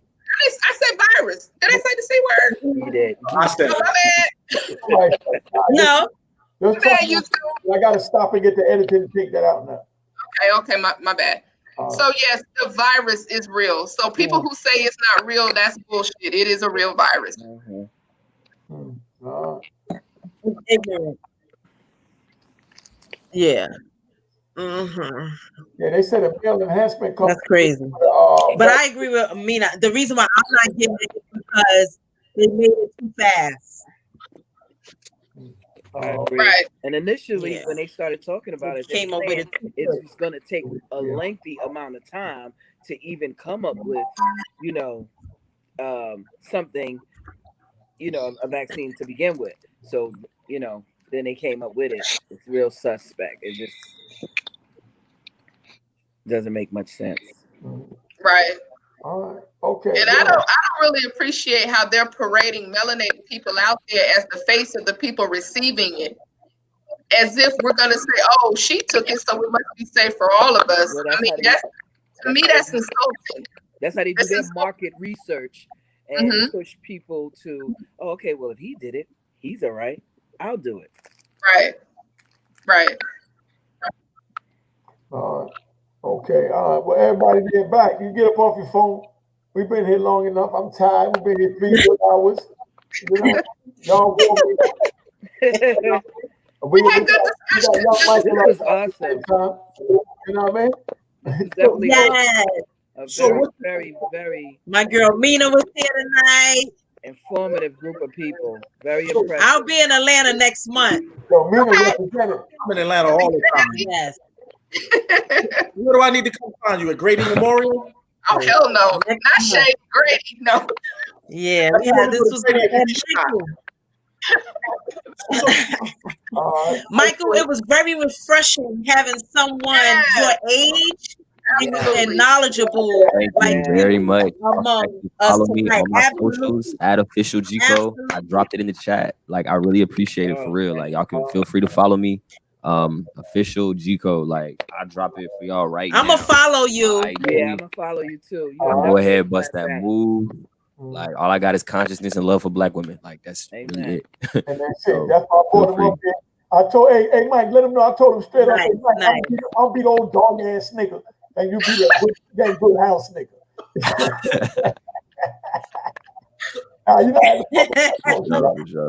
But I knew that he'll have a whole lot of good jewels for us, man. I appreciate you coming. Michael. You know what I mean? For real. You know what I mean?